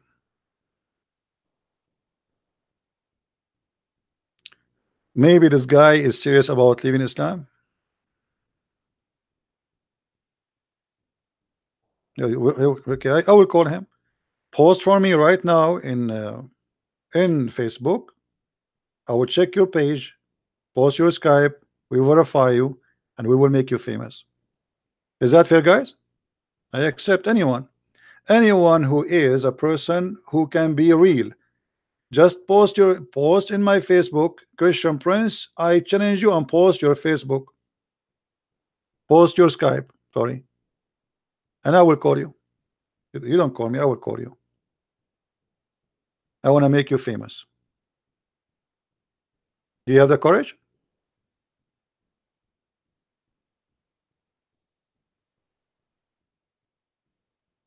Do you have the courage?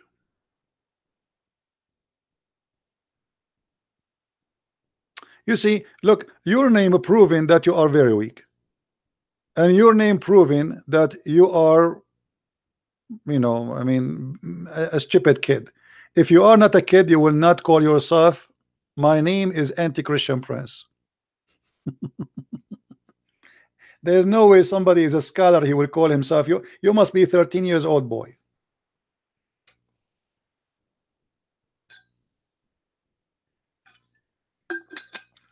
I mean, look how foolish you are.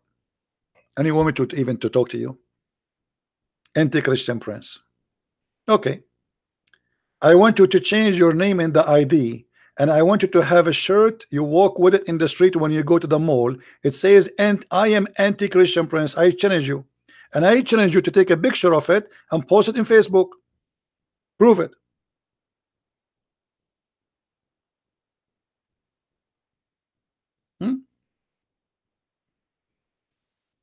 And look how scary I am, to the point Muslims are anti-Christian Prince. This is how what I do, changing lives and collapsing Islam. Anti-Christian Prince. Carios John, my friend, my brother, please don't repeat the same message and make it copy letter. Just once, that's enough. There's no need to repeat it over and over and over. Anyway, do we have any Muslim here? There is a Muslim scholar, or you have knowledge?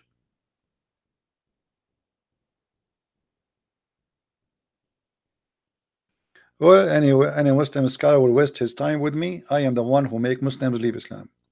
Don't waste your time with me, no problem. And look at you, all of you Muslims, you keep calling me names, but nobody can answer how your prophet, he says such a stupid thing, that if the women have orgasm first, the baby will be a boy. And instead of answering, you are calling me names. That is the best you can do? Okay.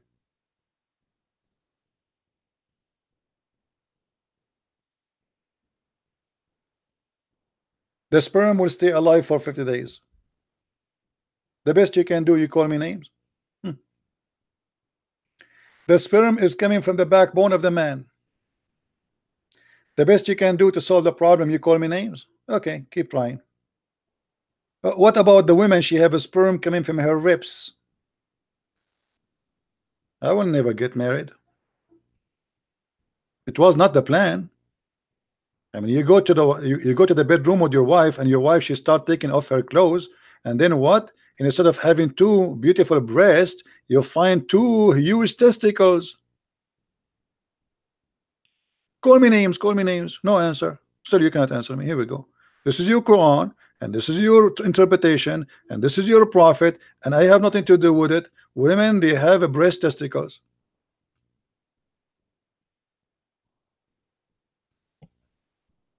Call me names.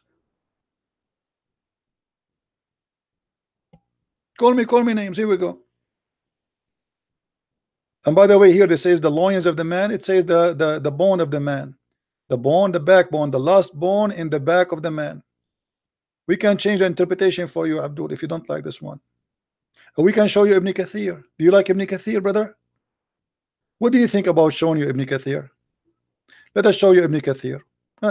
Don't call Ibn Kathir names, brother. Not nice. That's not nice. I know, because now you will start insulting Ibn Kathir, and you will start saying to him, liar, liar, liar, liar. I mean, unbelievable. This is Ibn Kathir, brother. Show respect. Okay. This is Ibn Kathir, brother. I will show it to you on the screen. As you see, this is your website. I'm very thankful for the Muslims, by the way, because they made those websites for free for us, so we can get Muhammad busted. Chapter 86, verse number. By the way, Ibn Kathir in English is far away from the truth. But anyway, and Ibn Kathir, he made his interpretation to defend Islam, not to explain Islam. Look what he said. Brother, I hope you will not say, I challenge you, Ibn Kathir, to debate me. Coward, Ibn Kathir. I challenge you, you are wrong. Okay, read. Let the man see what he is created from. He created from water gushing forth, meaning the sexual fluid comes from the breast, bursting forth from the man and the women, bursting forth. And then he says, proceeding from the backbone and the ribs. Oops, oops, oops, oops, oops, oops, oops, oops, oops, oops, oops, oops, oops. The backbone of the man and the ribs of the women. Hey, brother, this is must be true.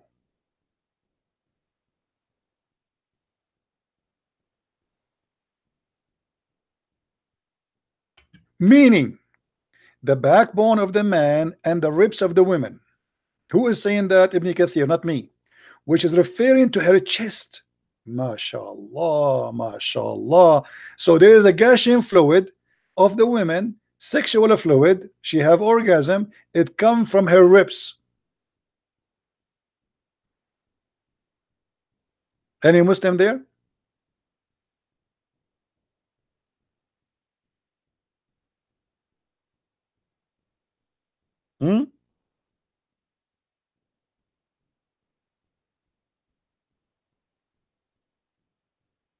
Where is the Muslims who they are angry from me?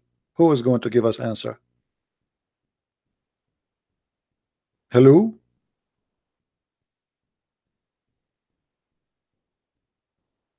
Ibn Kathir explain more for the smart Muslims who like to learn. Proceeding from between the backbone and the ribs, the backbone of the man and the ribs of the women, i.e., it is a fluid. It is yellow, fine in texture. The child will not be born except from both of them, i.e., their sexual fluid. Do you see it, Muslims?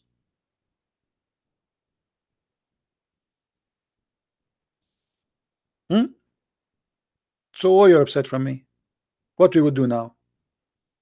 Your God, he is saying, claiming that women have a sperm coming from their ribs and men have a sperm coming from the backbone. By the way, my backbone hurting me.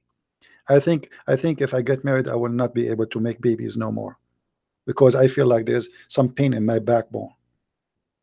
I called the insurance company. I said, can you put insurance over my backbone? You look like your prophet never heard of testicles. Maybe he don't have any.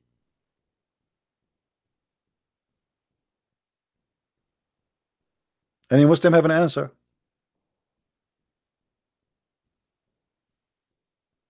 Any Muslim have an answer?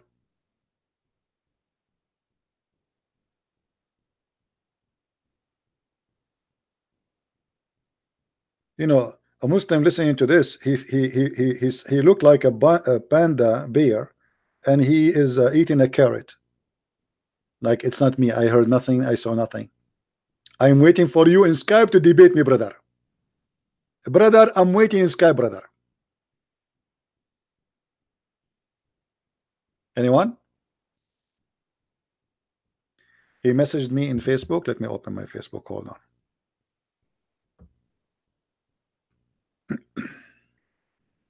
I hope so.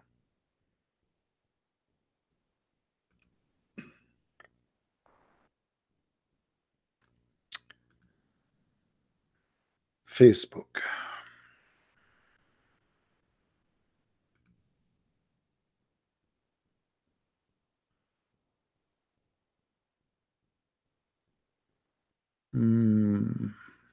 No, he did not. He's a liar. I see all notification here.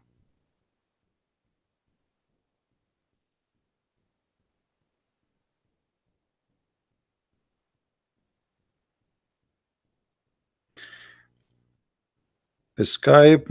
Okay, I see here. Skype Muslim boxer. Muslim boxer. He have pictures of a naked man. Abdul, this is an account you made 13 hours ago. You liar. You made it just to post it for me.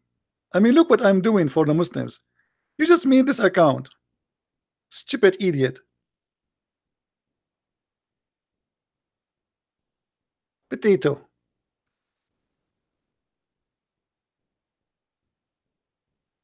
Do you believe it? He just made the account. A kid. But anyway, you know what? I'm going to call you just for fun. What do you think, guys? Shall I call him just for fun? Just for fun. I mean, what we will lose. And I know that this is the guy who says, me. Yeah, me. The one who told me I look like my father. Okay, let me find you in Skype. Hold on.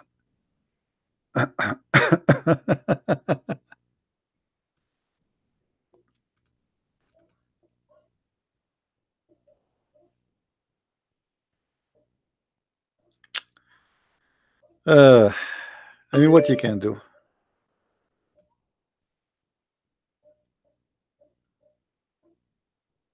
I know that this is the same kid who always call.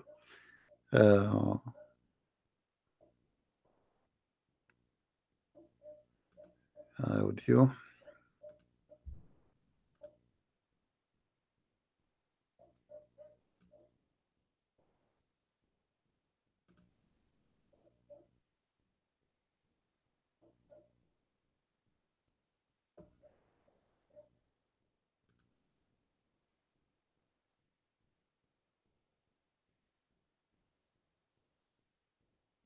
Answer, Abdul. I'm calling you.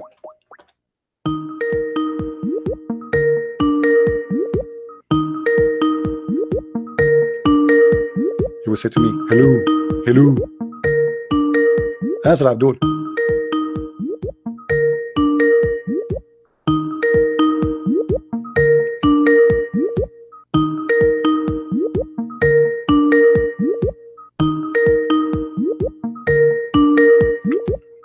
Are you going to answer or what?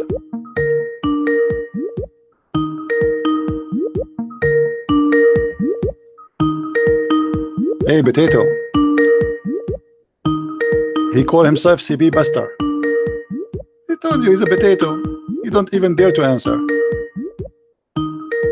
Just get lost.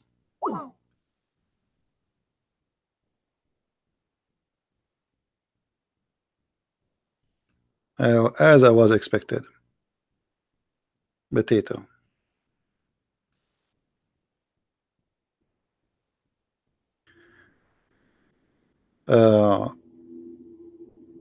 Yeah, he's a boxer. Yeah. All of them, they are boxers, by the way.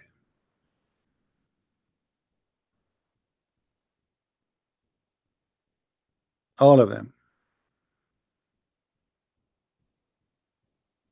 Anyone?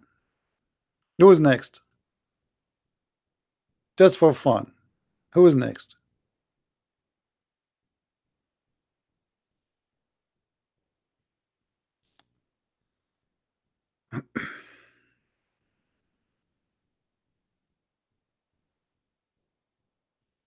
All right. Look like we have nothing but kids.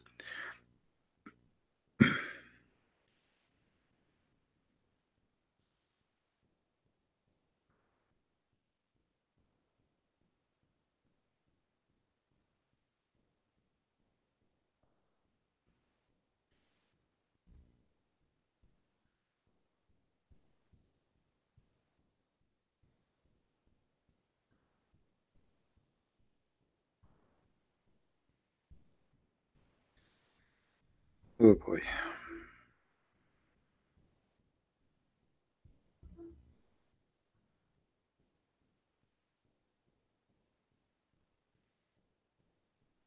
Anyone? No. Anyway, I think we are done for today. Did we have a good time, guys? Did we have a good time?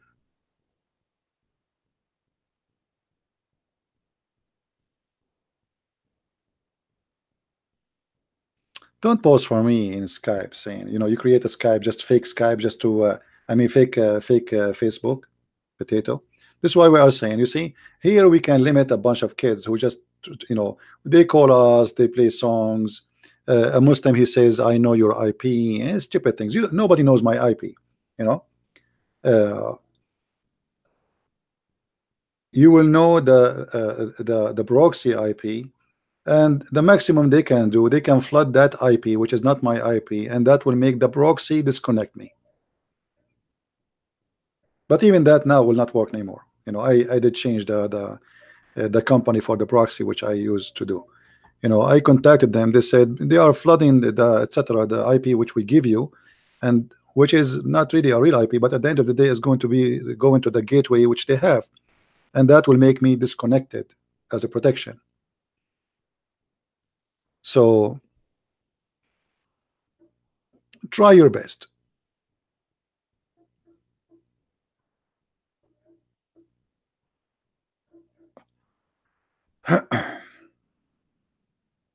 And Abdul,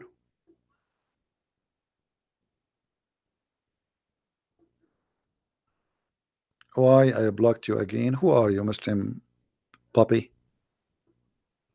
Who are you to block you? Give me your Skype to know who you are, to see I blocked you or not. I mean, look at those Muslims. We show them how stupid the Quran, how stupid their prophet, and they say to me, why you blocked me? This is what they are worried about. I blocked you obviously because you are a stupid kid. Did I block someone like the Sheikh Abdul Wadud who debated me? Did I block Dr. Rohi?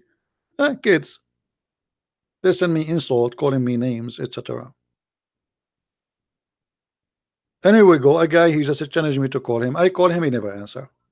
Potato. Who is this? Aga Abbas? Aga Abbas is just a stupid kid. I mean, I really, I feel sorry for your wife and for your children. Aga Abbas is the guy who agree that if a woman she put a perfume, she is a whore. And I assure you that his wife she put a perfume when she get out, and not only she put a perfume, I'm sure she shower herself with perfume. Hypocrite kid. A woman she put a perfume, she is a whore. That's mean all Muslim women are, according to Muhammad. Go to the Middle East. Number one buyers for perfume in the world are Muslim women, especially in the Gulf.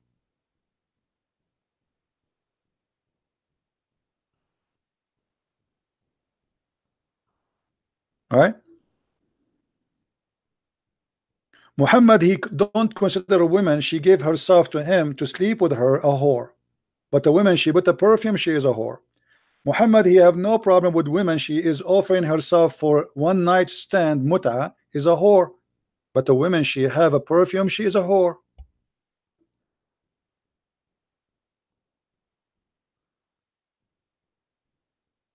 Don't worry about those Abdul guys, they are just kids.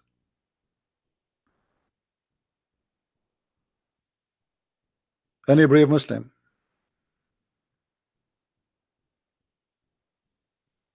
No, we don't want you, Abdul. Go. We have no place here for kids. Very clear challenge. If you are a person who do da'wah, or you claim that you have a big followers, or what you need to do, you can make a video on YouTube, post it for me in Facebook. We check your channel. If you are a person who is very well known by the Muslims, I will be happy to call you. If you are a sheikh, I will be happy to call you. I will call you. The Muslims, they claim that I am demolishing kids.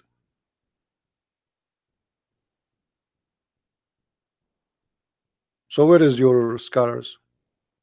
Was Dr. Rohi a kid? Was Imam Sheikh Abdul Wadud, who became so shaky, a kid? Muslims leave Islam because you Muslim sheikhs cannot answer me. Otherwise, call me. Here we go. Call Abbas about what? And he will be driving anyway.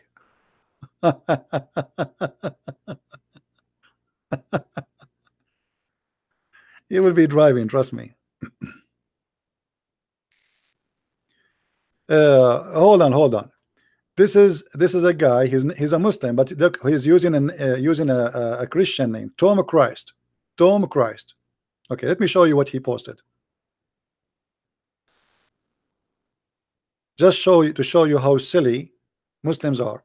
Explain to us in Arabic, saying how the Quran says غلبت الروم وهم من بعد غلبهم سيغلبون. How the Quran says that the Rome they've been defeated, and after being defeated they will defeat. Abdul, let me show you how stupid what you are saying. Don't call me if you are a Christian, my friend. Don't call me. Only Muslims they can call. Let's see.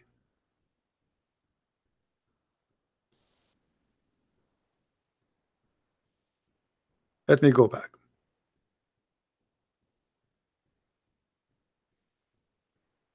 Explain to us how the Rome they were defeated and they will win. The fact this is a false prophecy of your prophet, because the word there in the Quran it was bid'u sinin, and bid'a in Arabic it is about a few years. Let us go to the Quran.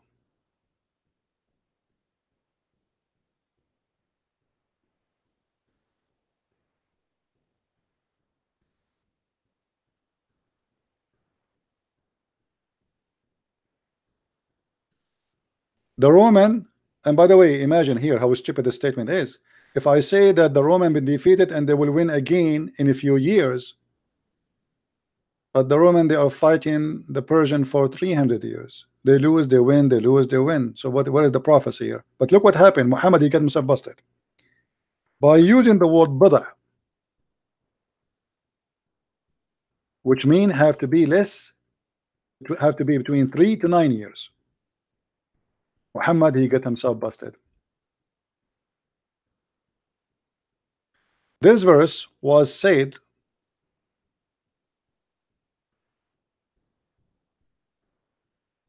when the Rome was defeated, according to the Quran, fi adna al-ard, which is the nearest land, which is supposedly in the borders of Saudi Arabia.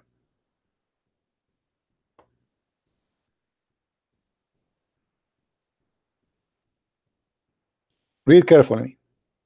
The Roman being defeated in the nearer land, the more close borders to Saudi Arabia or the Arabian Peninsula. That is not Jerusalem. That is supposedly can be Tabuk. However,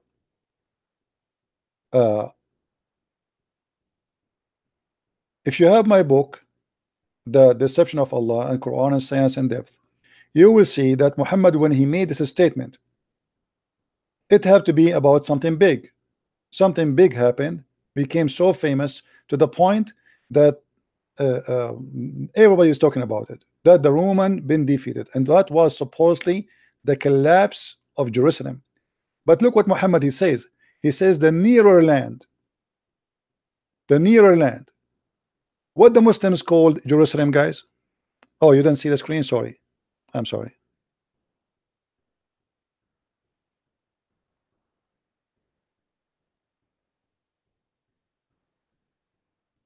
What the Muslims call Jerusalem? Anyone knows?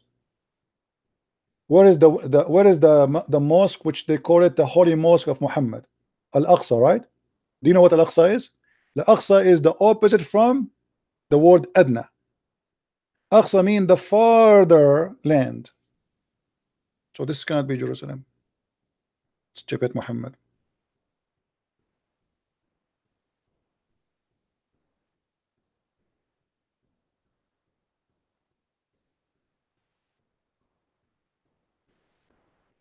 chapter 17, verse number 1.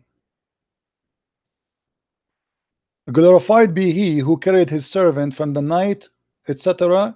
To where? To the far distance place. This translation here, the far distance, this is Al-Aqsa. Al-Aqsa is in Jerusalem. So it cannot be Jerusalem. It cannot be Jerusalem. But it must be Jerusalem. Because this is the only big defeat the Roman they have. The Persian, they took Jerusalem. However, if we go and read all the defeat the Roman they have, we will find that all of them does not match with Muhammad's story, where he says is going to be they will be victorious in a few years, which means they will be victorious in less than 9 years, because the Persian they have war long after they lost Jerusalem, and it passed the 10 years period or the 9 years period. But look what happened here in this story. When the Muslim they say that the Roman they've been defeated in Jerusalem, and then they say that the Roman they are going to be victorious, and then the Quran chapter 17 verse number 1 says that the farther land is what is Jerusalem. So what is the nearer land?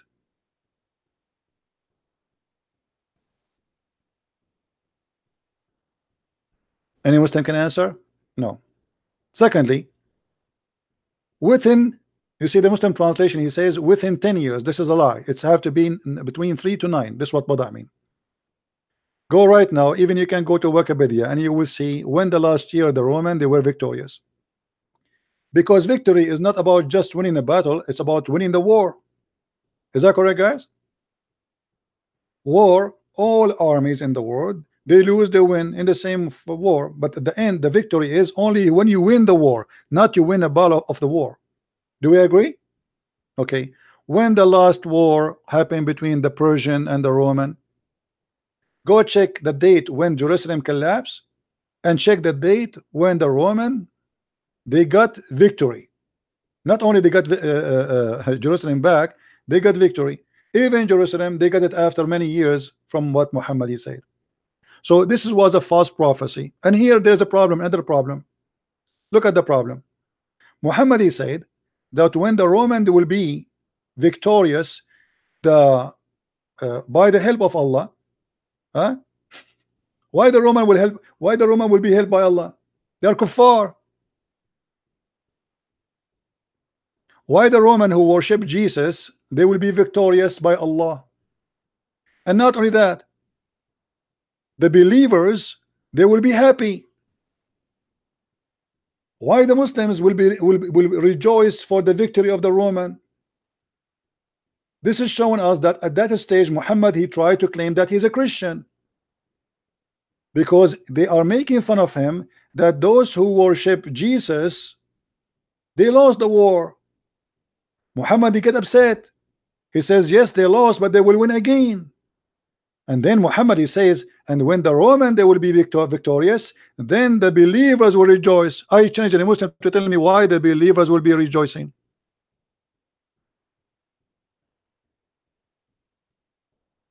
Any Muslim can answer?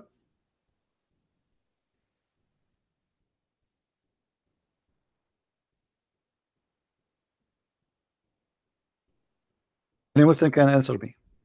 Why the Roman, if they win, the believers will rejoice?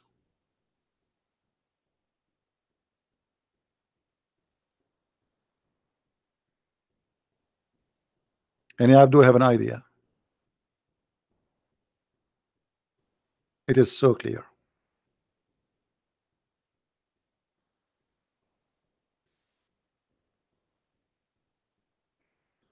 If you go right now, just to show you in front of you in Wikipedia or Wikipedia, because it's walk with you with the idiots. Byzantine and the Persian war 602 628. By the way, this is not only the time they have war, all right, the war went to more than 300 years, but they are talking about special time between two famous kings. And here is mentioned to you what happened exactly. locations, this and this and this and this and this. Persian invasion of Byzantine Empire, return to etc. And here they are start giving you a date as an example. When the Persian they occupy Jerusalem, 614. What the date the Roman they got Jerusalem back? According to what we see here in front of us, and by the way, I don't go by Wikipedia because anyone can change the article, but we will go with this. But you can check out yourself. The war really continued and did not finish until almost 628. 26 it was like their victory became clear, but they did not finish until 628 as I remember. And then if we calculate how many years between 614 and 626 and 628, we will find that Muhammad gave a false prophecy, because the victory of the Byzantine was not coming in the 10 years period he mentioned. As simple as that. This is a list of the Roman and Persian war. Endless, more than 300-400 years war. So this is not a prophecy. Same time, this guy he said that the prophet he said that we will occupy the Constantinia.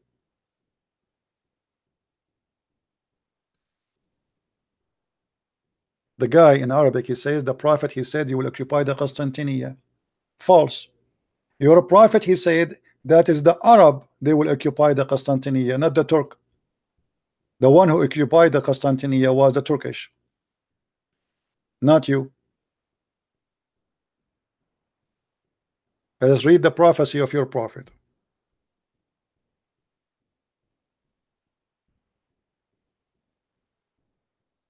Read and love.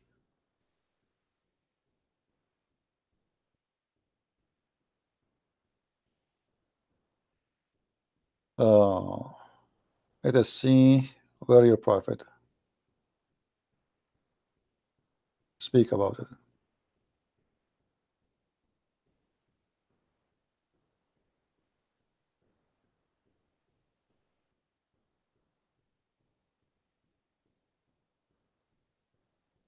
Here we go.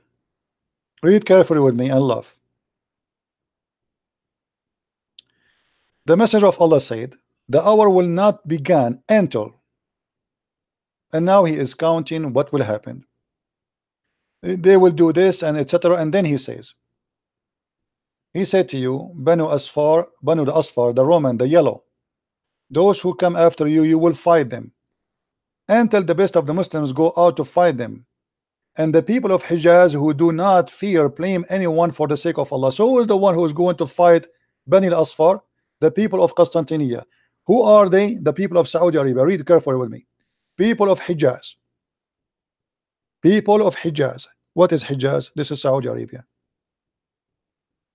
But the one who took Constantinia, it was the Turkish. Do you see it, Abdul? من فتح القسطنطينية كانوا الترك وليس أولاد الحجاز. رسولك كذاب. Not only that, Muhammad, what he said about the Turkish? Anyone remember? Muhammad, he said, don't fight the Turkish as long as they did not fight you.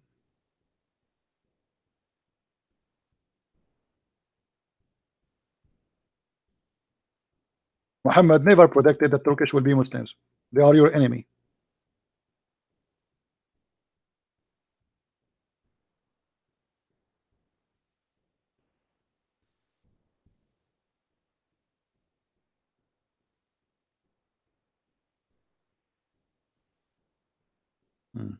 Let us find you.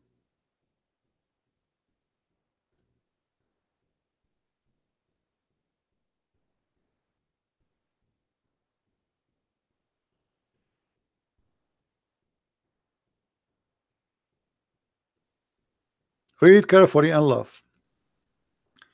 You're a prophet claiming that the Turkish will never be Muslims and they are your enemy and they are a sign of the judgment day.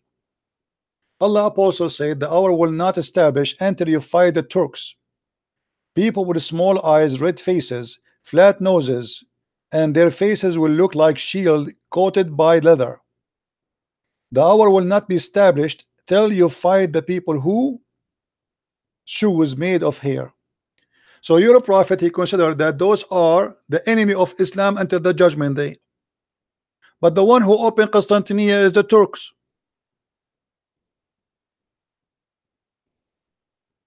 So guys, did you learn how to refute it? How easy it is? Muhammad, he claimed that the one who will conquer the Constantinople is the people of Hijaz. Who is the people of Hijaz? Those people of Saudi Arabia, the Arab, pure Arab. The Turk are not Arab, they are Asian. They are the one who will conquer Constantinople. Again, this is a proof that Muhammad is a false prophet. And in the top of that, Muhammad consider the Turk are the enemy of Allah until the judgment day. And judgment day will not even establish until you fight them and kill them.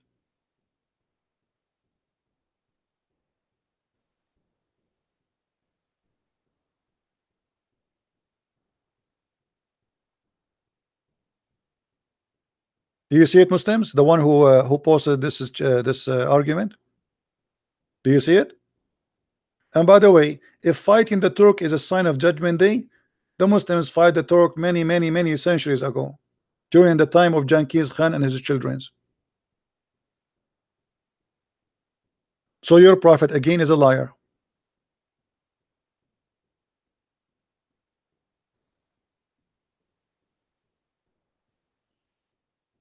Your prophet is a liar.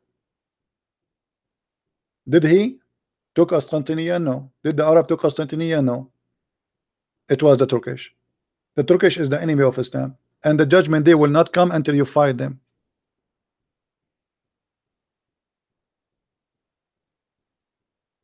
Any Abdul?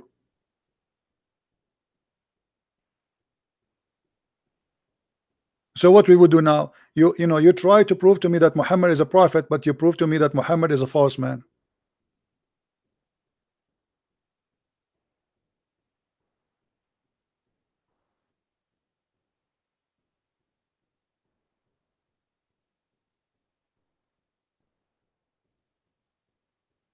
Where is the Abdul who was making statement?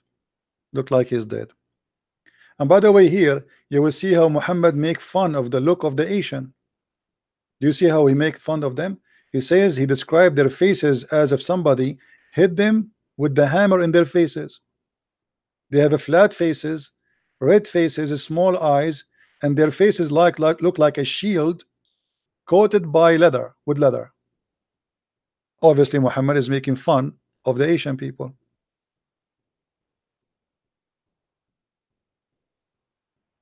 And he called them by name. It's not like maybe different kind of Asian. He says the word Turk. Correct? Did he say the word Turks? Here we go. Turks. So we cannot be misquoting different name, different nation. The Turk.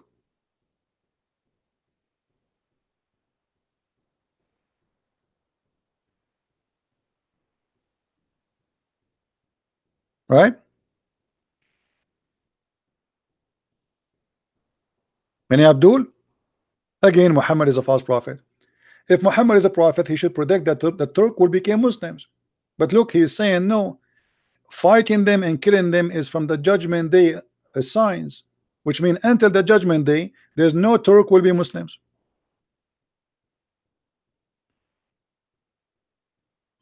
Do you understand, guys, what I'm saying? According to Muhammad, until judgment day, there's no Turkish person will be a Muslim. So who is Turkey today?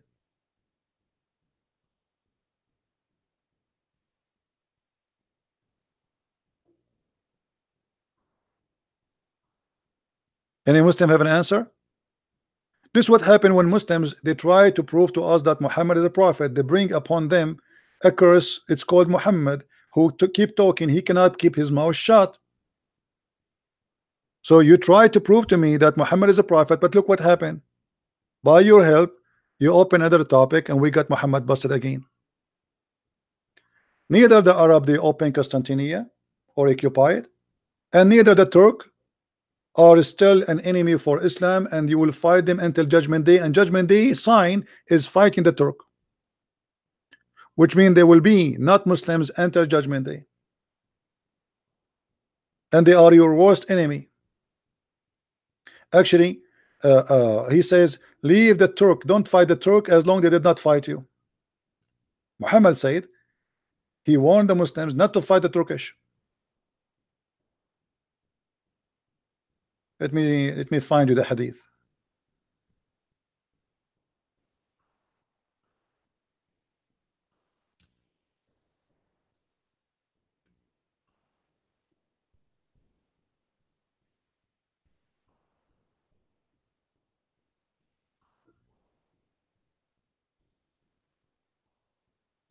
Leave the Turk alone as long they leave you alone. Why? Because simply they are stronger than you, and you are no match for them. They will kill you. Same time, it's a sign of the Judgment Day. Let us go to different hadith.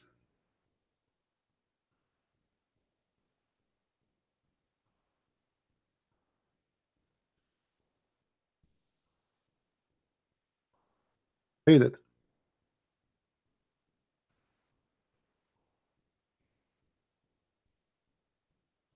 No, here it says the Absisian. No. Where is the hadith about a true Turk? I know in, let's see here. Here we go. We found it. In this hadith here.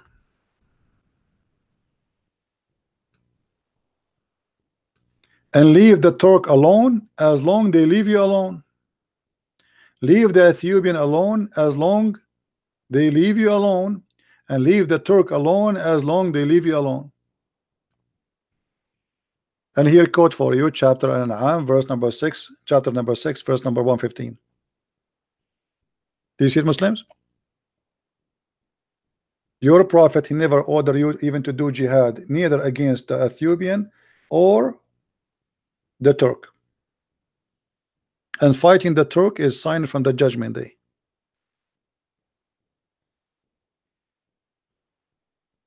Any Muslim? So your prophet is a false prophet. He claimed that fighting the Turk is sign of the Judgment Day, and he claimed that the one who will take over Constantinia is the Arab from Hijaz.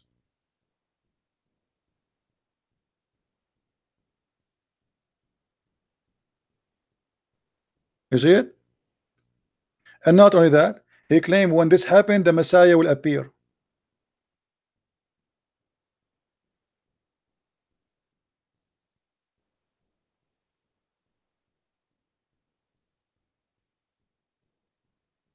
احكي لهم الحديث أي المدينتين تفتح أولا هل تنبأ به وصار. I don't understand you, Mr. Tom. Which one of the cities will open first? Muhammad, he never opened any of the cities. What are you talking about? Guys, look at this guy. He don't understand. I just showed you that your prophet says that the one who will occupy Constantinia is the Arab, the people of Hijaz.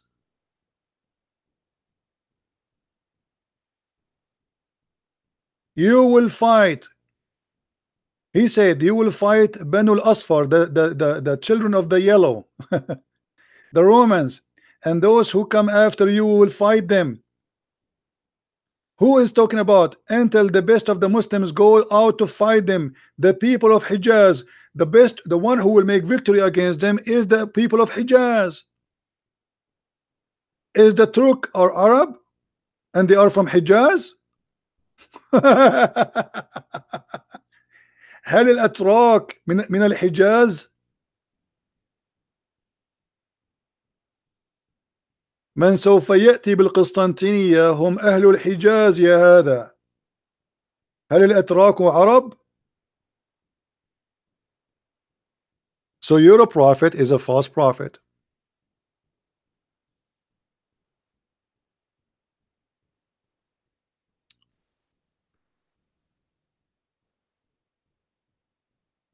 Guys, in the judgment day, before the judgment day, the Arab, they will take over it again.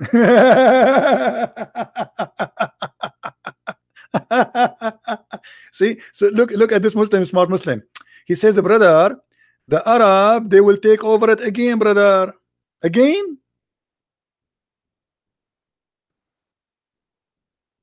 Do you see how when we get them busted, how they try to lie? They say, oh, he is saying that this is the okay, the Arab, they will take over it, brother. But later, when later happen, let me know. When later happen, let me know. The fact the Arab are taking nothing. Hey, Jerusalem is in the hand of the Jews. You said to me that Allah will open the city of Herakl. What is the city of Herakl? Jerusalem? But Jerusalem is not in your hand. False prophecy. And Jerusalem was not opened by the hand of Muhammad. It was Muhammad who ordered his men to go and fight the Roman. He says, go attack the Roman so you can get the blondie. Muhammad, he took an army of more than 40,000 men, and he could not do anything. He ran away. He came back a loser. And now Jerusalem is in the head of the Jews.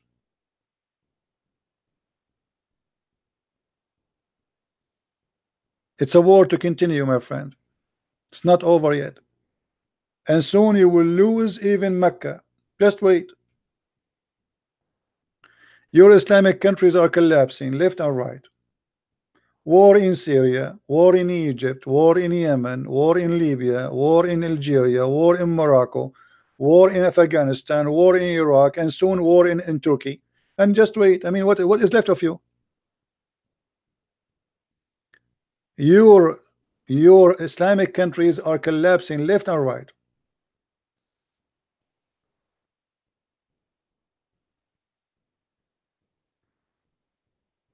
He is saying, what about the Prophet says Islam starts like strange and will end strange, and the Caliphate, he said that the Caliphate will collapse. The Caliphate collapsed during his time. He is the first Caliphate who collapsed. The day Muhammad he died, the Caliphate collapsed. Don't you know that it's what is called the war of apostate? What is the war of apostate? Secondly, when you say to me, what about his prophecy?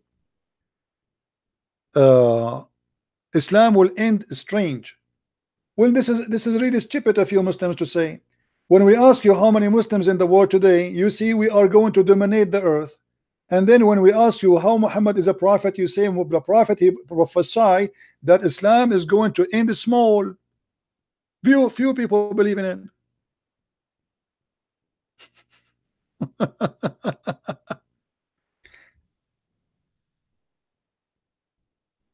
Just to show you the madness of this cult. I cannot find even this hadith in English.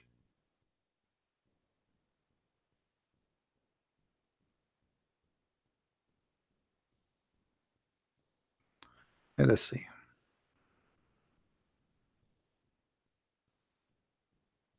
All right. Read with me. How many times the Muslim they say to us that Islam will dominate the earth? Don't they say that to us every day? We are the fastest growing religion. All the propaganda they have, their prophet says the opposite. Islam should shrink and is going to be the most small number in between all mankind. This is your prophet, this is your hadith, and you are the one who mentioned it. So either Muhammad is a liar or he is a prophet. Okay, if he is a true prophet, this means there's nobody will believe in Islam. This is what he's prophesying. The same as it started, the same as going to end. Small will end small.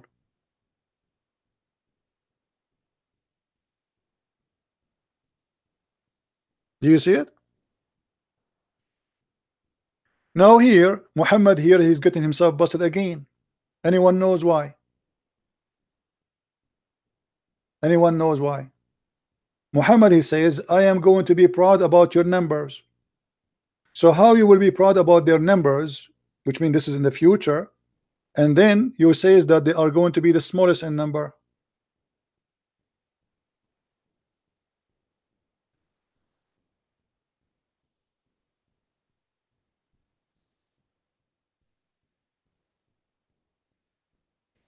We cannot find this hadith.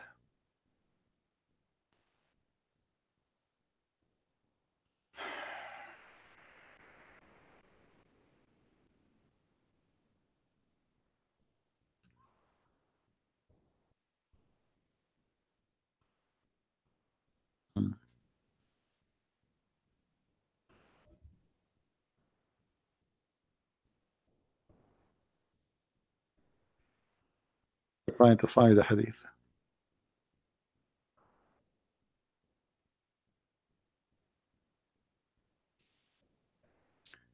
This is the problem of Muhammad. Muhammad, he say things and he contradict himself, proving to us that he is a false prophet.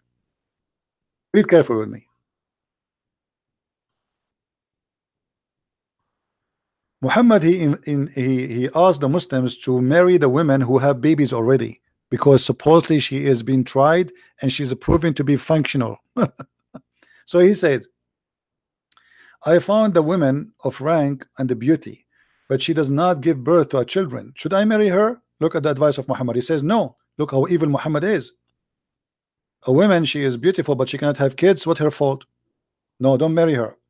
No. He came again to him and he forbade him again. He came to him third time, and then he said, marry a woman, loving, etc., because I shall outnumber the people by you. So Muhammad, he have an agenda. He want the Muslim to have kids as much as they can so he can outnumber the people. Do you see it? Okay. How here he says he will outnumber the people by you, and then there he says you will be the smallest number in earth. Are you there, Tom?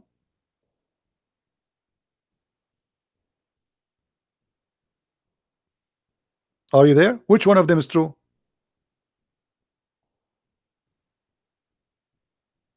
Same time, this is a contradiction for what the Quran is saying.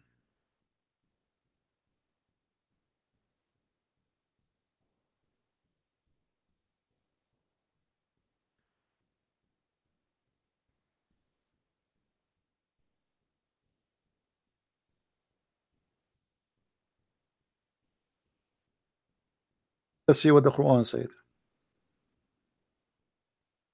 Read carefully and laugh with me. Chapter 3, verse number 55. When Allah said, O Jesus, lo, I am gathering thee and causing thee to ascendate to me. By the way, it doesn't say that. It says, I am causing you to die and I will take you to me, but fast translation. And then it says, and I will make those who follow thee above those who disbelieve enter the day of resurrection. So based on the Quran, the victorious is going to be those who follow Isa, the ones who follow Jesus, the Messiah, not the one who follow Muhammad. Do you see it? Until the judgment day. And here we have a problem. Anyone knows what the problem? Not only the Christian, they will be victorious until judgment day, but we have a bigger problem. Anyone notice what the problem?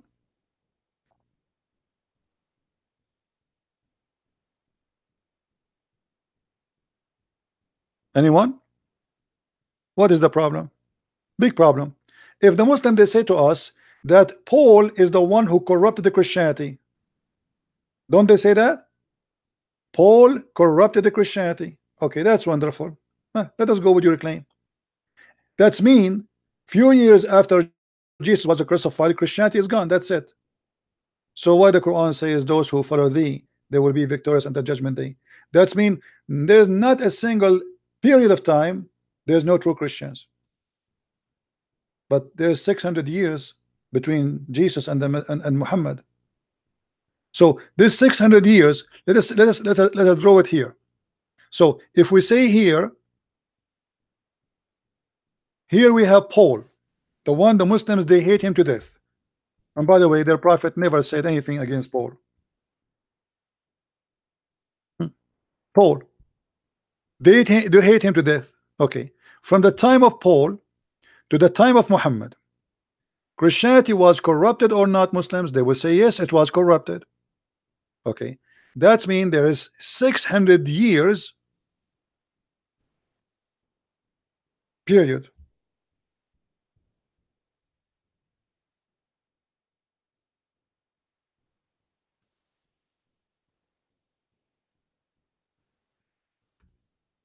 $600. 600 years based on the Muslim argument, there's no true Christianity. But look what the verse in the Quran saying. I will make those who follow thee victorious until judgment day. Do you see it? That's mean all the argument of Muslims is stupid and false, because from the time of Jesus to the day of judgment, there's no corrupted Christianity. If the Muslim, they will say, oh, we are the one who follow the true Jesus, but as you see, there is 600 years you're missing. It says those who follow thee, Isa or Jesus, until the judgment day. There is no disconnect. Do you see it, guys? From the time of Paul to the time of Muhammad, is a Christianity is valid for the Muslim? They say no. That's mean from the time of Jesus, because Paul is just, you know, in the time of Jesus. So the Quran is lying. Same time, how the Christian they will become victorious if they don't have book to follow Jesus. In order to say those who follow Jesus, you have to preserve the book of Jesus. Do we understand, people? How we can follow Jesus? How somebody can follow Jesus? In order to follow him, you have to preserve his teaching. Okay. So how you say to me that those who believe in you, they will be victorious above those who disbelieve until judgment day, and yet you say to us that the book of Jesus is not preserved, so how they can follow thee?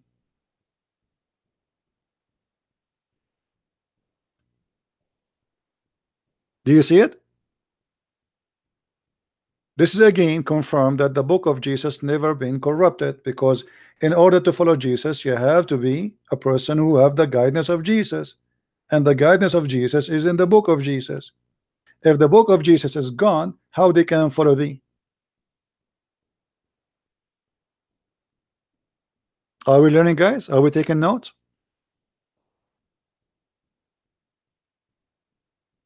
How we can follow thee? Stupid statement. And if the followers of Jesus are prevailing over all other followers, that's mean there's two kind of believers. There's those who believe in Jesus and those who disbelieve. That's mean Muslims are those who disbelieve, because Muslims don't follow Jesus. Muslims follow Muhammad. They claim that they follow Jesus, but how you can follow Jesus if you don't have his book? Where is the teaching of Jesus? Show me.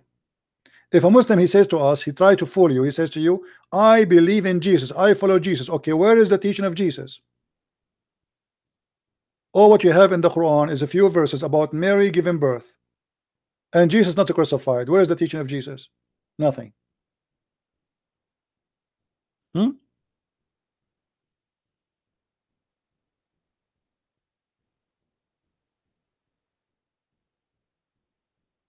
Yeah, the Muslim Abdul, they can say whatever. Yeah, we refuse cause of kids.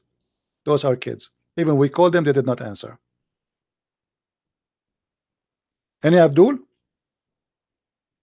Any Abdul who wanna call his imam to call me?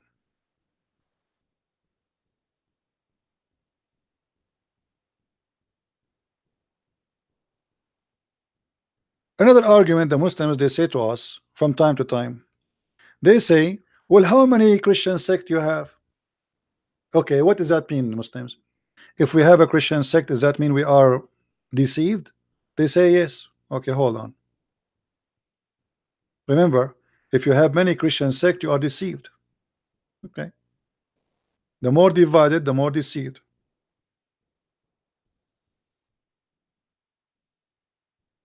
According to Muhammad, the most divided people are Muslims.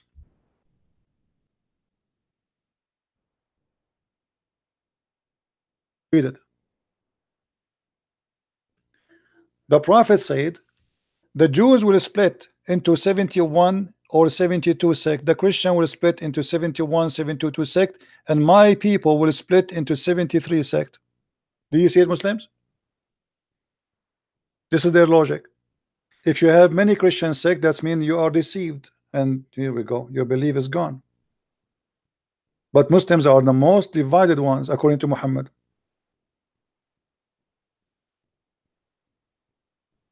And by the way, what is the 73, 71, 72 sect of the Jews? And what is the 72, 72, 71 sect of the Christians? That's stupid statement. And where is the 73 sect of the Muslims? Muslim, they made an article trying to find out the 73 sect. You have millions of sects. What 73 sect? This is again a false prophecy. What is the 72 sect of the Jews and 72 sect of the Christians? What does that mean? Stupid. Where is the 73 sect? And not only that, 73 sect, only one of them will go to heaven, according to Muhammad. In my belief, 72 sect or 70 million sect, still they will go to heaven. Jesus said, whoever believe in me and die will live. Muhammad, he says, only one of them will go to heaven. Read it carefully. So you Muslims are risking your life. You are following, you will be a sect of 73, and one of them only will go to heaven. Which one? Each one of them believe that we are the correct one and we will go to heaven, and the rest they will go to hell. You know what I mean? This is a statement of your prophet. 73 sect, one which will go to paradise, the rest will go to hell. Do you see it, people? In my belief, we will not go to heaven because of a sect. Correct, Christians? We will not go to heaven because of a sect. We will go by following the order of the Messiah. Not everyone says to me, Lord, Lord, will enter the kingdom of my Father, but the one who will do his will. He did not say you will know them from their names. He said from their fruits you shall know them. So your name is a Protestant, Orthodox, Catholic, that will not count for you. What will count is your fruits. What will count is your belief. What count is doing what Jesus says to you, not a sect. Muhammad, he made it different. Muhammad is saying there is 73 Islamic sect. Only one sect will go to heaven. The rest will go to hell. And this is stupid, by the way, because if I belong to a sect, how that can be make me go to heaven automatically? The sect is full of criminals too, full of bad people. What does that mean? I mean, you can find in any sect, even if it's a correct sect, let us say, if it's the correct school, but yet inside it there's many criminals. So what do you mean only this sect will go to heaven?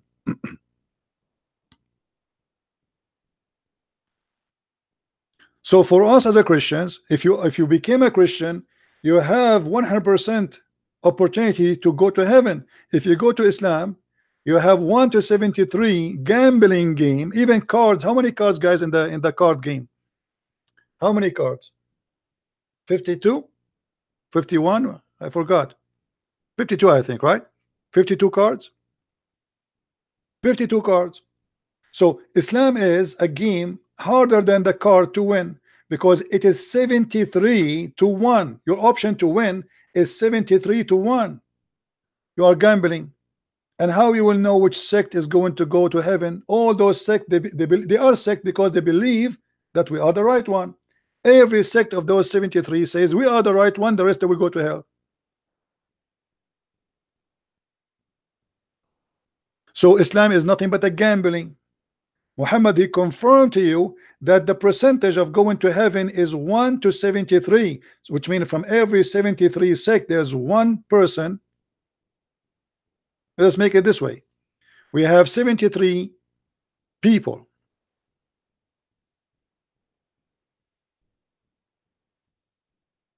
73 people. From every 73, there's only one is valid to go to heaven.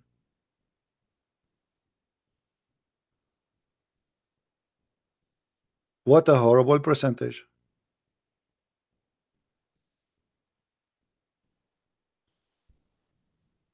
And not only that, Muhammad, he did not tell us who is the one who is right.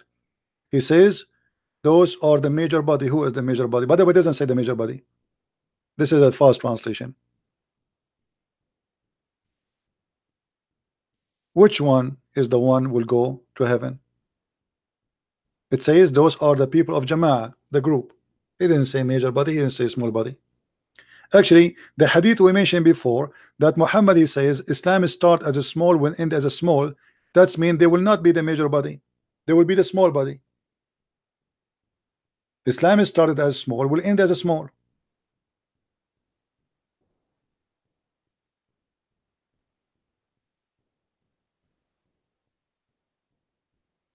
Do you see it, Muslims? So Islam is the most divided belief according to your prophet. And not only that, very few of you will go to heaven. Islam starts strange and will end strange. Strange, what does that strange mean? Strange. You are a stranger if you are what? One of many, not from your kind. Is that correct? Guys, you understand what strange mean?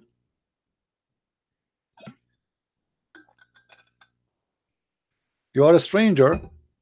You are a stranger if not many from your kind. Is that correct? If I go to a town and I am the only one from the Middle East speak Arabic to China, I'm a stranger there. I'm strange. So strange here present the number compared to the others. So Islam is start as a strange. Few people believe in Islam at the beginning. Few Muslims will believe in Islam at the end. So who are they? The major body will go to Islam. Few will go to heaven.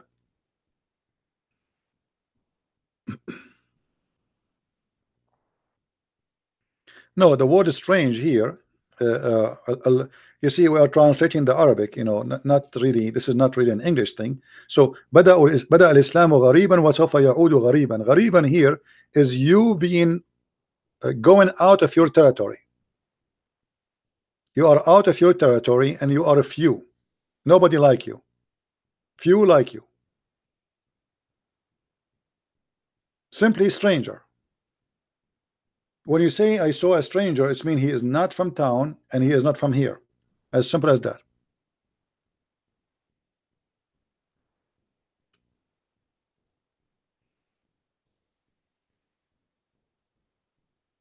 Do you see it?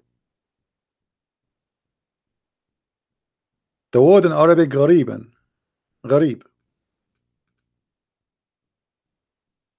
غريب. بدأ الإسلام غريبا. This is the word. Strange. And is going to go back strange. Or a stranger.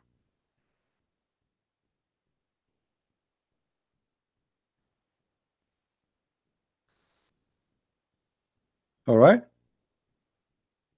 So everything in front of us simply is a clear evidence that Islam is a false cult. What I need really more to prove that Islam is a cult more than this?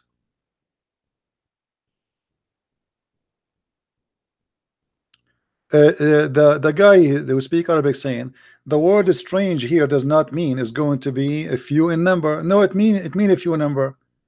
Islam is taught as a strange. It have to be about number. Why? Because you Muslims, you claim that you are following Abraham, so it cannot be something new. Correct, guys? Don't the Muslim they claim that Muhammad was following Abraham? So this is not new. Islam is not a new religion. They say that Isa was a Muslim, Moses was a Muslim, Abraham was a Muslim. So this is not about being in you. So what is strange here? Strange, simply stranger, is about being one of few, like from your kind, few. That's what stranger mean.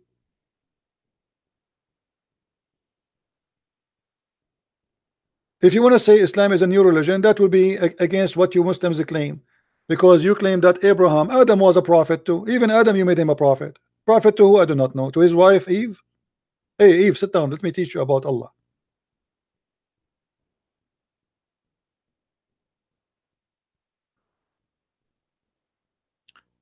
So all Muhammad's statement is a collection of contradictions.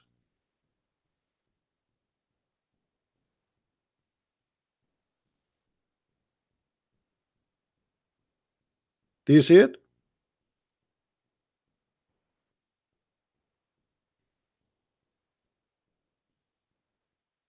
And not only that, the guy who says that a stranger does not mean he will be small in number. My friend, isn't it your prophet? He said that from 73 only one will go, and those Ahlul Jama'ah. Hmm? In different hadith, your prophet, he claimed that the most of people, they are going to hellfire. Actually, even the Quran says, وَمَا مِنْكُمُ إِلَّا وَرَدُهَا. Not a single of you, but is going to get into hell, which is very crazy. Every Muslim is going to go to hell.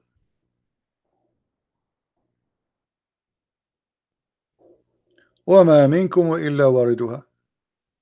Right?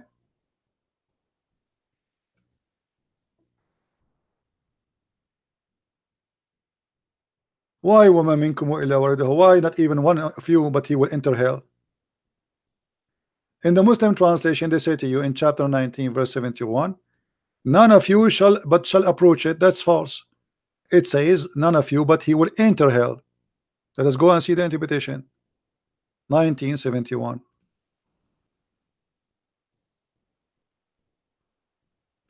So simply, Quran and Muhammad's statement is a chain of stupidity and contradiction.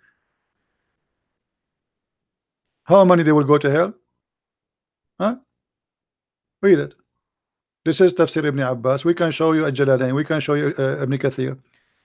Not even one of you, save that he will enter it, i.e. hell. Every Muslim will enter hell.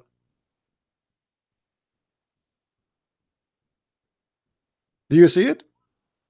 And the Muslim scholars, they claim, except the messengers of Allah. All of you Muslims will end in hell. Happy for you. Don't forget to take a fan with you and Vaseline. So you worship Allah, you pray to Allah, you follow Muhammad, you follow all the garbage he give you, and then you what? You go to hell.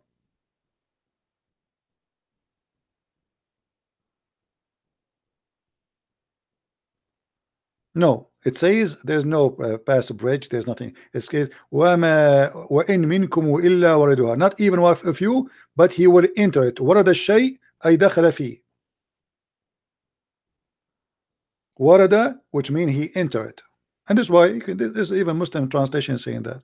There's no bridge, there's no garbage. What bridge? Even the bridge, what they call it the Sirat al-Mustaqim, which is something he copied from the Persian belief, the fire worshippers.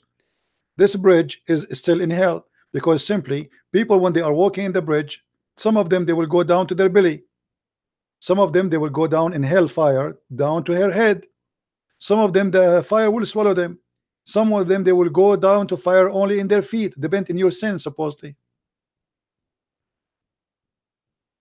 Stop line, it says pass over. Guys, anybody sees the word pass over? Anyone see the word pass over? The Muslim saying it pass over. Anyone see the word pass over? This is your Islamic website. I mean, look at them. They keep saying to me, stop lying. It says pass over. I'm showing you your Muslim website, you idiot. This is you. This is Ibn Abbas. This is the cousin of Muhammad.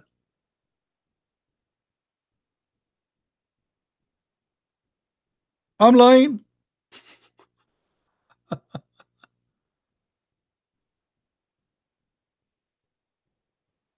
It's not up to you to say. Some Muslim, they say, I'm showing you the scholar Abdul. I'm showing you the cousin of Muhammad, who the only person Muhammad he pray for him to be scholar of Islam is this guy. So you have now to accuse Muhammad cousin, who Muhammad claimed that he is a scholar of Allah, to be a liar. Not only that, what about we go and we change Jalalain? Forget about Ibn Abbas. Ibn Abbas is a liar, scumbag. Ibn Abbas, shame on you. Here we go. This is a Jalalain. There is not even you, but shall come to it that he shall enter hell. Do you see it, guys? Do you see it? This is a Jalalain now. Oops, we are getting more in trouble now.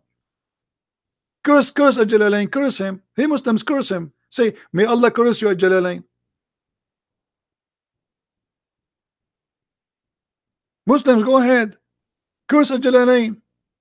Spit at him, spit at him. He's a liar. A Jalalain, tfu at you. Tfu. The Muslim, they are very good in spitting. Tfu. You know? Okay, spit at the screen. Okay. A Jalalain, brother. Shame on you, a Jalalain.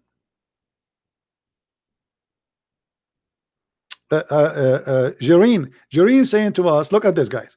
Jareen saying to us, Al-Quran make it clear that the believers will enter hell. Will the Quran make it clear too that the believers will enter heaven? The Quran, I'm showing you Quran too. It's make it clear that all of you will enter hell too. The Quran clearly says that Allah shall make righteous enter Jannah without them entering hellfire. It doesn't matter if the Ibn Kathir says or talk the Sirat bridge. Abdul, I don't care about Ibn Kathir. I'm not showing you Ibn Kathir. This is Quran, you idiot. The Quran says وَمَا وَإِن مِنكُمْ إِلَّا وَارِدُهَا. This is not a Jalalain saying that. This is the Quran. This is not Ibn Abbas saying that. This is the Quran.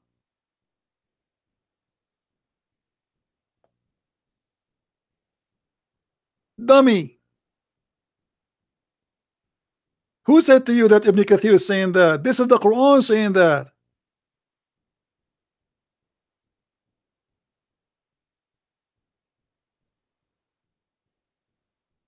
And the scholars of Islam explain it to you. It's not them saying that.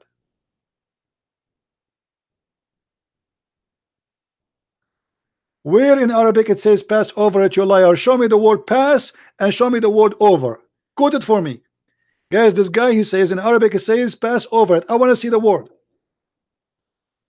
I want to see the word pass over it. I'm going to pass for the bathroom and I will wait for you to pass it.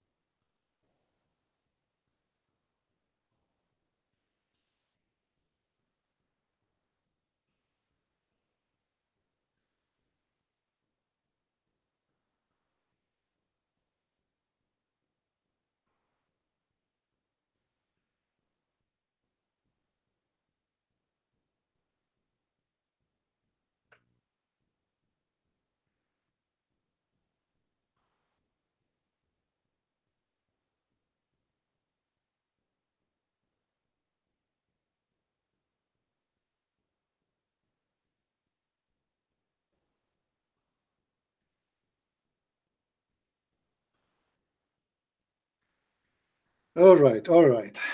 Did he quote for us pass over it? I was pass over it too now. Did you show me where it says it's pass over it? No, I went to visit Allah for a few minutes and came back.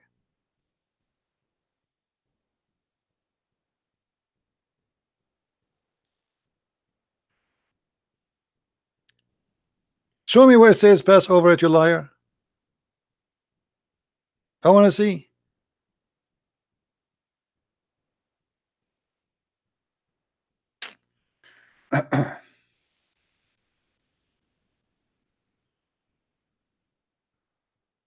Anyway, guys, I think we have enough for now. This video, I'm not going to keep it for now because I want you to watch the two previous video, which is very important. I noticed still many of you did not watch it. So this video will disappear for maybe, you know, maybe for until tomorrow, and we will publish it again. Please watch the previous videos. What happened always, people, they watch always the last video I make, as if the video before it is not really important. You know what I mean? Which is really not right. All the videos we make are very important. They are a school to teach you how to refute and to get them busted. All right?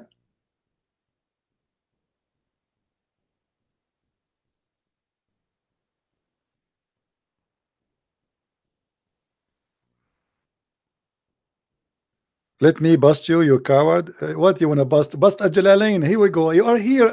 Answer us. How Al-Jalalain saying that the Quran saying that Allah will make you enter hell? By the way, when the Muslims they die, they put a piece of cotton in their anus. Anyone knows why? He's saying to me, go to Yusuf Ali translation 1971. Okay, guys, he says go to Yusuf Ali translation. Okay, I will go with Yusuf Ali translation, but that will make Yusuf Ali a liar. Yusuf Ali translation, right? You want me Yusuf Ali? Okay, Yusuf Ali. Guys, Yusuf Ali. Let us go to Yusuf Ali. Yusuf Ali translation. Okay, here we go. That is a clear evidence. Thank you very much. That Yusuf Ali is a big fat liar. Because there's nowhere in Arabic it says pass over it. There's no pass. There's no over. There's no it. And actually it says this is a decree of Allah. So how it can be passed over if it's a decree of Allah? Do you see how stupid your Yusuf Ali is? He got himself busted. It's a decree. It's a fate. So it makes sense that it says not even one of you, but he will enter it because this is the fate of Allah. If you will not enter it, what is the fate of Allah? And let me ask you a question. Why if we change the translator, the Quran change? I mean, what kind of Muslims you Muslims are? Why you are not decent? Look, this is Shakir, and not there is not one of you, but shall come to it. So now there's no pass and there's no over. Shall come to it.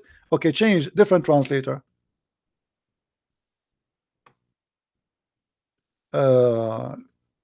Choose different one. Sarwar. Let us see Sarwar. Brother Sarwar. Huh?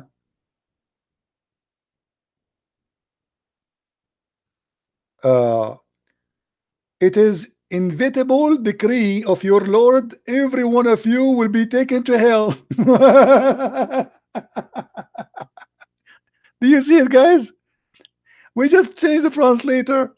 Every one of you will be taken to hell. Nice to meet you. Hey, brother, don't forget to take selfie when you go to hell, please. This is your Muslim website. The same verse, we just changed the translator. One says pass over it, and the other one says every one of you will be taken to hell. So, brother, please do me a favor, brother. Don't forget to take a selfie when you go there. Just for memory. Allah will take you there. What is that? Spaceship? This is why it says it is a decree of Allah. It's a fate. You cannot change it. You will go to hell.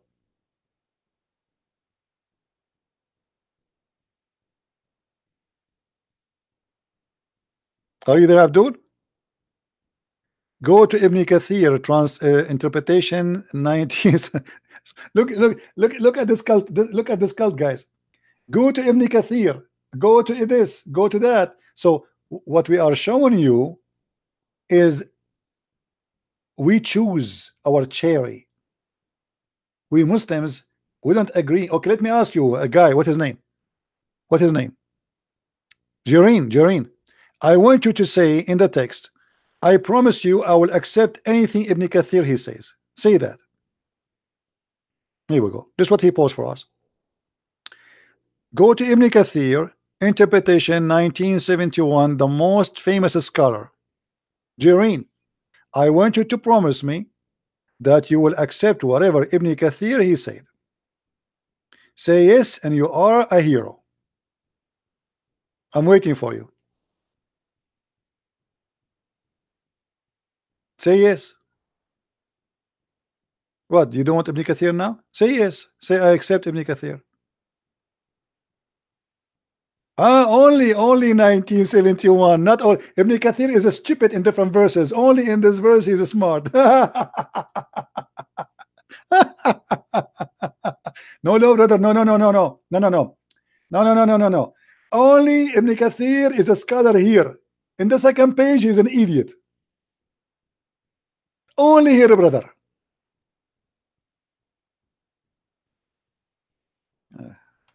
What a stupid cult. He is a scholar when they want. He is not a scholar when they want. The same as Jalalain. The same as Ibn Abbas. Here he is a scholar. There he is the donkey.